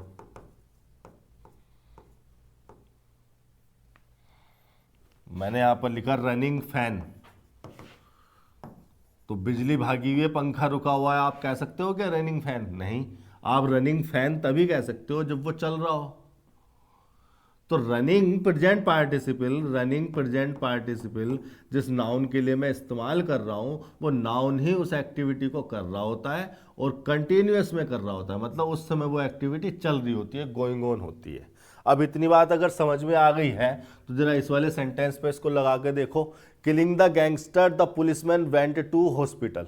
मैंने लिखा killing the gangster the policeman went to hospital. अब ये जो किलिंग है किसके लिए लगाया गया है? पुलिसमैन के लिए लगाया गया है। अब अगर हम इसके लिए प्रेजेंट पार्टिसिपल लगा रहे हैं तो ये जो किलिंग वाली एक्टिविटी है ये गोइंग ऑन है उस समय पर जिस समय पर ये मेन वर्ब वाली एक्टिविटी हुई। यानी कि आप ये कहना चाह रहे हैं कि ये वाली जो दोनों एक्टिविटी है ये एक साथ हुई। जिस समय वो गया उसने जाने वाली एक्टिविटी की, उसी समय पे उसने वो किलिंग वाली एक्टिविटी बैकग्राउंड में चल रही थी। क्या मीनिंग के हिसाब से ये पॉसिबल है? क्या ये हो सकता है कि पुलिसमैन ने ये वाली एक्टिविटी और ये वाली एक्टिविटी दोनों एक साथ कर दी? Killing the gangster the policeman went to the hospital, went to hospital. भाई किलिंग अगर पुलिसमैन के लिए आपने लगाया है तो पुलिसमैन ने ही किलिंग की है, और जिस टाइम पे की है, जिस वर्ब के साथ की है वो वर्ब है ये, यानी कि वो दोनों एक्टिविटी एक साथ हुई हैं। ये प्रेजेंट पार्टिसिपल वाली एक्टिविटी मेन वर्ब के साथ होने वाली एक्टिविटी है, क्योंकि ये डायरेक्ट इनडायरेक्ट वे में गोइंग ऑननेस को, कंटिन्यूटी को दिखाती है। और कंटिन्यूटी कब? जब वो मेन वर्ब वाला एक्शन हुआ। क्या मीनिंग से ये पॉसिबल है? पॉसिबल है तो ठीक हो जाता, पॉसिबल नहीं है तो फिर ये गलत हो गया, मीनिंगलेस है। सेंटेंस की स्ट्रक्चर सही है लेकिन मीनिंग गलत हो गया। अब ऐसे, लेकिन अगर एक सेंटेंस में ऐसे लिख दूं, मैंने यहां लिख दिया fighting with the gangster the policeman got injured. अब ये जो फाइटिंग आया है, ये जो फाइटिंग प्रेजेंट पार्टिसिपल आया है इस पुलिसमैन के लिए आया है, और ये द गैंगस्टर तो इस प्रीपोजिशन का ऑब्जेक्ट हो गया। अब अगर आप ये कह रहे हो कि ये फाइटिंग द पुलिसमैन के लिए प्रेजेंट पार्टिसिपल है तो इसके दो मीनिंग है। एक तो पुलिसमैन ने फाइटिंग की है, यही इसका डूअर है, और दूसरा मीनिंग ये है कि ये वाली एक्टिविटी कंटिन्यूअस में थी, गोइंग ऑन थी जब ये वाली एक्टिविटी हुई। जब मेन वर्ब वाला एक्शन हुआ तो इस एक्शन के साथ ही साथ वो एक्शन बैकग्राउंड में चल रहा था। तो ये हो सकता है, ये संभव है। अगर ये संभव है तो ये मीनिंगफुल है, सही सेंटेंस है। तो ये इस चीज को बताने के लिए आता है प्रेजेंट पार्टिसिपल, कि fighting with the gangster the policeman got injured में ये जो फाइटिंग है उस गॉट इंजर्ड के साथ होने वाला एक्शन है, और ये संभव है, ये हो सकता है। लेकिन आपका जो पिछला सेंटेंस था, ये जो लिखा था आपने killing the gangster the policeman went to hospital, ये एक ऐसी एक्टिविटी है किलिंग जो कि वेंट वाली एक्टिविटी के साथ संभव नहीं है, पॉसिबल नहीं है। अब चूंकि ये वाली एक्टिविटी उसके साथ हो नहीं सकती तो हमें इस एक्टिविटी का कंप्लीशन दिखाना पड़ता है, और इसका कंप्लीशन दिखाने के लिए हमें लिखना पड़ता है इसको परफेक्ट स्टेट में। हमें फिर इसको लिखना पड़ता है हैविंग किल्ड। अब ये जो परफेक्ट पार्टिसिपल है ये रिप्रेजेंट करता है कंप्लीशन को, जिस तरह से किलिंग प्रेजेंट पार्टिसिपल कंटिन्यूटी को एक्सप्रेस कर रहा था, हैविंग किल्ड एक्सप्रेस कर रहा है कंप्लीशन को। मतलब ये वाली एक्टिविटी कंप्लीट हुई, फिर पुलिस ने वेंट वाला एक्शन किया, फिर पुलिसमैन ने वेंट वाला एक्शन किया। तो इस सेंटेंस को फिर इस तरह से लिखना पसंद करते हैं हम। मैंने क्या लिखा था आपके सामने? किलिंग, मैं दोबारा लिख रहा हूं वो, killing the gangster the policeman went to hospital, ये लिखा था ना। मैं आपसे कह रहा हूं कि ये जो किलिंग वाला एक्शन है उस वाली वेंट वाली एक्टिविटी के साथ संभव नहीं है, हो नहीं सकता। तो पहले ये एक्शन खत्म होगा, तो इस एक्शन का कंप्लीशन दिखाने के लिए हम इसको लिख देते हैं परफेक्ट स्टेट में, और ये प्रेजेंट पार्टिसिपल हमारा बन जाता है perfect participle, having killed the gangster the policeman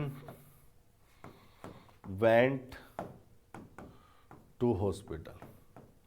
अब मीनिंग ऐसा हो गया कि पहले पुलिसमैन ने वो वाला काम किया, फिर उसके बाद ये किया। ठीक है, कि पहले इस एक्टिविटी का कंप्लीशन हुआ हो, अभी भी ये पार्टिसिपल रहा है और इस पुलिसमैन के लिए ही आया है, लेकिन पहले ये वाली एक्टिविटी कंप्लीट हुई क्योंकि कंप्लीशन का सेंस आ गया, और फिर पुलिसमैन ने वो बेंट वाला काम किया। अब ये संभव है, ये मीनिंगफुल है, ये मीनिंगफुल हो नहीं रहा था।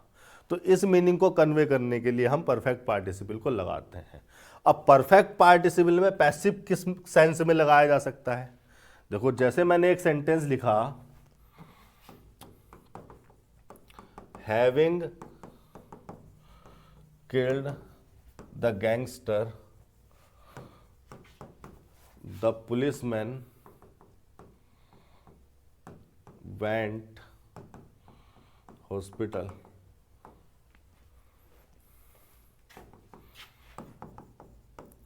अब मैंने लिखा हैविंग किल्ड बाय द, ये वही सेंटेंस है पहले वाला आपका। ठीक है, ये नीचे वाला सेंटेंस मैंने दोबारा लिख दिया ताकि मैं कंपैरिजन कर पाऊं, कंपैरिजन करने के लिए लिख दिया। अब मैंने सेंटेंस को लिखा having killed by the policeman, इतना लिखा मैंने, having killed by the policeman the gangster was dead, या कुछ और भी लिख दो, यहां पर बर्न्ट लिख दो, है ना, जला दिया, या थ्रैश्ड लिख दो, कोई भी वर्ब लिख दो, यहां पर कोई फर्क नहीं पड़ रहा। चलो डैड ही रहने दो, फालतू में कंफ्यूज नहीं कर रहा आपको। Having killed by the policeman the gangster was dead. अब आप ये सोचिए कि ये जो हैविंग किल्ड है, मैंने क्या कहा था आपसे, ये हैविंग किल्ड परफेक्ट पार्टिसिपल है, एक्शन के कंप्लीशन को दिखा रहा है, और चूंकि पार्टिसिपल है तो आया होगा किसी नाउन प्रोनाउन के लिए। ये जो पुलिसमैन है ये तो इस प्रीपोजिशन का ऑब्जेक्ट हो गया, इस पार्टिसिपल से तो इसका कोई लेना देना नहीं है। इट मीन्स ये पार्टिसिपल आया होगा किसके लिए? द गैंगस्टर के लिए। तो क्या गैंगस्टर उसका डूअर है? नहीं, डूअर तो पुलिसमैन है, और बाय प्रीपोजिशन को हमने इसलिए लगा रखा है। तो जब इस किल्ड एक्टिविटी का डूअर कोई somebody एल्स है, वो नाउन या वो सब्जेक्ट नहीं है जिसके लिए ये यूज हो रखा है, तो इसको क्या बनाना चाहिए हमें? पैसिव में नहीं बनाना चाहिए। आपको मैंने अभी थोड़ी देर पहले ये समझाया था। कहां गया आपका sentence? The food was cooked bye हर, कि जब किसी वर्ब का सब्जेक्ट उसका डूअर नहीं होता, डूअर कोई somebody एल्स होता है, तो हम उसको पैसिव में रखते हैं, पैसिव में हो रही होगी वो वर्ब। ये चीज मैंने आपको समझाई थी। दूसरी चीज मैंने आपको समझाई थी कि अगर ट्रांजिटिव वर्ब है तो एक्टिव फॉर्म में तब होगी तो उसके बाद उसका ऑब्जेक्ट लिखा होगा। अगर उसके बाद उसका ऑब्जेक्ट नहीं लिखा, इट मीन्स उसको पैसिव फॉर्म में होना चाहिए। ये दो बातें मैंने आपको समझाई थी, जरा दोनों यहां पर लगा के देख लिया आपने। ये पहली बात तो ट्रांजिटिव नेचर की वर्ब है, उसके बाद उसका ऑब्जेक्ट गायब है। ऊपर तो ऑब्जेक्ट आ रहा था तो एक्टिव फॉर्म में सही थी, अब यहां तो ऑब्जेक्ट आ नहीं रहा, या तो बाय प्रीपोजिशनल फ्रेज लग रही है, तो इसको एक तो पैसिव फॉर्म में होना चाहिए। और दूसरी बात ये जो हैविंग किल्ड है, जिस सब्जेक्ट के लिए आई है, द गैंगस्टर के लिए, वो सब्जेक्ट उस किल्ड का डूअर है ही नहीं। डूअर तो कोई somebody एल्स है। कौन है? पुलिसमैन है। तो इसको पैसिव फॉर्म में नहीं होना चाहिए क्या? तो इसको लिखा जाना चाहिए having been killed by the policeman the gangster was dead. अब एक बात सोचिए, यहां पर तो मैंने पुलिसमैन लिख रखा है, मैं इसको ऐसे भी तो लिख सकता था, having killed by someone the gangster was dead. अभी भी तो सिनेरियो वही रहा, बस पुलिसमैन की जगह मैंने सम्मन कर दिया, तो भी तो मैं यहां पर बीन लगाना प्रीफर करूंगा, मुझे बीन लगाना पड़ेगा सेंटेंस को मीनिंगफुल बनाने के लिए। अब एक बात सोचिए जरा, जब एक्शन कोई अननोन पर्सन हो या ऐसा हो कोई अनइम्पोर्टेंट है, तो इसको एलिमिनेट भी तो कर सकते हैं, बाई समवन को हटाया भी तो जा सकता है। कितने पैसिव वॉइसेस में आप हटा देते हैं, ये भी पैसिव वॉइस ही तो बन रहा है, वर्ब की पैसिव स्ट्रक्चर तो लिखी है, तो बाई समवन को आप हटा सकते हैं। तो आप इसको ऐसे भी तो लिख सकते थे, having killed the gangster was dead. तो क्या अब ये पैसिव स्ट्रक्चर नहीं है, हैविंग किल्ड लगा है, ट्रांजिटिव वर्ब है, ट्रांजिटिव वर्ब के बाद ऑब्जेक्ट नहीं लिखा, तो इट मीन्स इसको पैसिव में होना चाहिए। एक बात ये हो गई। दूसरी बात ये कि ये जिस सब्जेक्ट के लिए आई है गैंगस्टर के लिए, वो सब्जेक्ट तो इसका डूअर ही नहीं है, वो तो खुद डेड हो गया, यानी कि उसे मारा गया होगा। उसने किसी को नहीं मारा है, उसको मारा गया होगा किसी और के द्वारा। Action done by somebody else हो गया। तो action done by somebody else हो गया तो इसको पैसिव में नहीं होना चाहिए। आ रही बात समझ में? अब having been killed the gangster was dead sentence को अगर इसको और डेकोरेटिव वे में लिख दें तो आप इसको ऐसे नहीं लिख सकते थे क्या? Having killed in his bedroom the gangster was dead, ऐसे भी लिख दो। अब ये जो इन प्रीपोजिशनल फ्रेज आ गई, ये तो प्लेस को बताने के लिए आ गई, प्लेस को बताने के लिए आ गई, किसके? इस वर्ब के। तो ये तो हो गई एडवर्ब ऑफ प्लेस, क्योंकि वर्ब के प्लेस को बताने के लिए आई है। लेकिन हैविंग किल्ड फ्रेज का तात्पर्य तो अभी भी वही रहा। हैविंग किल्ड एक तो आ रही है गैंगस्टर के लिए, जिस सब्जेक्ट के लिए आ रही है वो इसका डूअर है नहीं, डूअर कोई और है। जब डूअर कोई और है, हालांकि कौन है वो लिखा नहीं है, बाई प्रीपोजिशन का ऑब्जेक्ट हटा दिया हमने, लिखा नहीं है, क्योंकि वो कोई समवन या समबडी होगा जो अनइम्पोर्टेंट है, अननोन है, उसको एलिमिनेट कर सकते हैं। मीनिंगफुल मतलब मीनिंग से हटा देते हैं, उसको एलिमिनेट कर देते हैं। लेकिन डूअर होगा तो कोई और ही, जब डूअर कोई और होगा तो इसको पैसिव में नहीं बनाना चाहिए क्या? और दूसरी बात ये कि ये जो किल्ड है तो ट्रांजिटिव वर्ब है, तो ट्रांजिटिव वर्ब के बाद इसका ऑब्जेक्ट होना चाहिए था, नहीं लिखा, इट मीन्स इसको पैसिव फॉर्म में होना चाहिए। तो सेंटेंस को कितना ही घुमा दो, अगर आपको आप अगर मेन चीज समझ गए तो आप घूमेंगे नहीं। यहां पर आप कितनी भी डेकोरेटिव चीजें लिख दो, तो वही हो रहा है आपके सेंटेंस में। ये जो सेंटेंस है आपका, having been deprived of their houses होना चाहिए, और क्यों होना चाहिए आप समझ गए। अब बाकी तो इन प्रीपोजिशन लगी है, इन द रिसेंट अर्थक्वेक, ये एडवर्ब ऑफ टाइम लग रहा है। इन द रिसेंट अर्थक्वेक नाउन हो गया, अर्थक्वेक नाउन हो गया, रिसेंट एडजेक्टिव हो गया, द हो गया उसके लिए आर्टिकल, और ये जो पूरी की पूरी प्रीपोजिशनल फ्रेज है ये टाइम का रिफरेंस दे रही है। किसके टाइम का रिफरेंस दे रही है? इस डिप्राइव्ड वर्ब के। तो इसको एडवर्ब ऑफ टाइम कहा जाना चाहिए। दे वो प्रोनाउन हो गया जिसके लिए डिप्राइव्ड, हैविंग डिप्राइव्ड या हैविंग बीन डिप्राइव्ड आया है पार्टिसिपल बन के, परफेक्ट पार्टिसिपल बन के। इसको बोलते हैं परफेक्ट पार्टिसिपल की पैसिव फॉर्म। ये तब यूज किया जाता है जब ये ऐसे किसी नाउन के लिए, प्रोनाउन के लिए यूज हो रहा हो जो नाउन प्रोनाउन इसका डूअर ना हो। दे ने किसी को डिप्राइव नहीं किया, दे को डिप्राइव किया गया है किसी और के द्वारा, डूअर कोई और है, और वो डूअर यहां पे लिखा नहीं है, ठीक है, क्योंकि अननोन है, अननोन आइडेंटिटी का है, कोई अर्थक्वेक वगैरह कोई है, तो वहां उसको लिखने की जरूरत नहीं है। तो हैविंग बीन डिप्राइव्ड यहां पर दे के लिए आया है। अब दे सब्जेक्ट हो गया, हैड यहां पर मेन वर्ब हो गई, ट्रांजिटिव वर्ब है, तो इसके बाद ऑब्जेक्ट आना चाहिए। कहाँ है इसका object? No other option, option noun हो गया, अदर डिटर्मिनर हो गया, नो एक दूसरा डिटर्मिनर हो गया, ठीक है, नो अदर ऑप्शन। बट यहां पर एक प्रीपोजिशनल फ्रेज हो रही है, और बट कंजंक्शन भी हो सकता है, प्रीपोजिशन भी हो सकता है। यहां पर कंजंक्शन तो है नहीं, कंजंक्शन होता तो कोऑर्डिनेट कंजंक्शन होता, क्लोज स्क्वायर दो सेम रैंक की स्ट्रक्चर्स को जोड़ रहा होता। यहां पर बट प्रीपोजिशन के मीनिंग में आ जाता है। बट जब कंजंक्शन होता है तो कॉन्ट्रास्ट दिखाने के लिए, अपोजिट चीजों को जोड़ने के लिए, अपोजिट चीजें दिखाने के लिए जो है यूज होता है। बट यहां पर प्रीपोजिशन का फंक्शन में है, और उसका मीनिंग हो रहा है यहां पर एक्सेप्ट, ठीक है। एक्सेप्ट का मतलब एक्सक्लूडिंग, एक्सक्लूडिंग या नॉट इंक्लूडिंग, नॉट इंक्लूडिंग। है ना।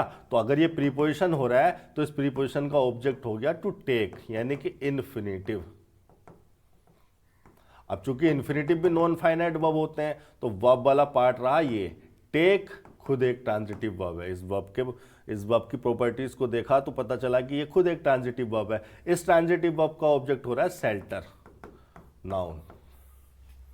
इन अ स्कूल, इन प्रीपोजिशन हो गया और इस प्रीपोजिशन का ऑब्जेक्ट हो गया ये नाउन फ्रेज, स्कूल नाउन और ए आर्टिकल।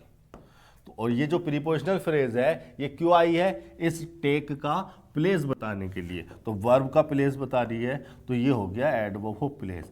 देखिए समय लग जाता है चीज़ों को होने में, समय की परवाह आप मत कीजिए, लेकिन सीखिए ऐसे कि एक बार सीखने के बाद दोबारा आपको बार बार परेशान ना होना पड़े, चीज़ें आपकी एकदम से क्लियर हो जाए। और ये बल्कि टाइम टेकिंग नहीं, टाइम को बचाने वाली अप्रोच है, क्योंकि ये एक ही बार आपको ऐसा करना है, एक ही बार आपको समझना है, बार बार नहीं करना है। ठीक है, अगर आपका किसी भी सेंटेंस से कोई डाउट है तो आप मुझे बेझिझक बता सकते हैं, कमेंट सेक्शन में लिख सकते हैं। फिर मिलते हैं अगले सेशन में। Thank you.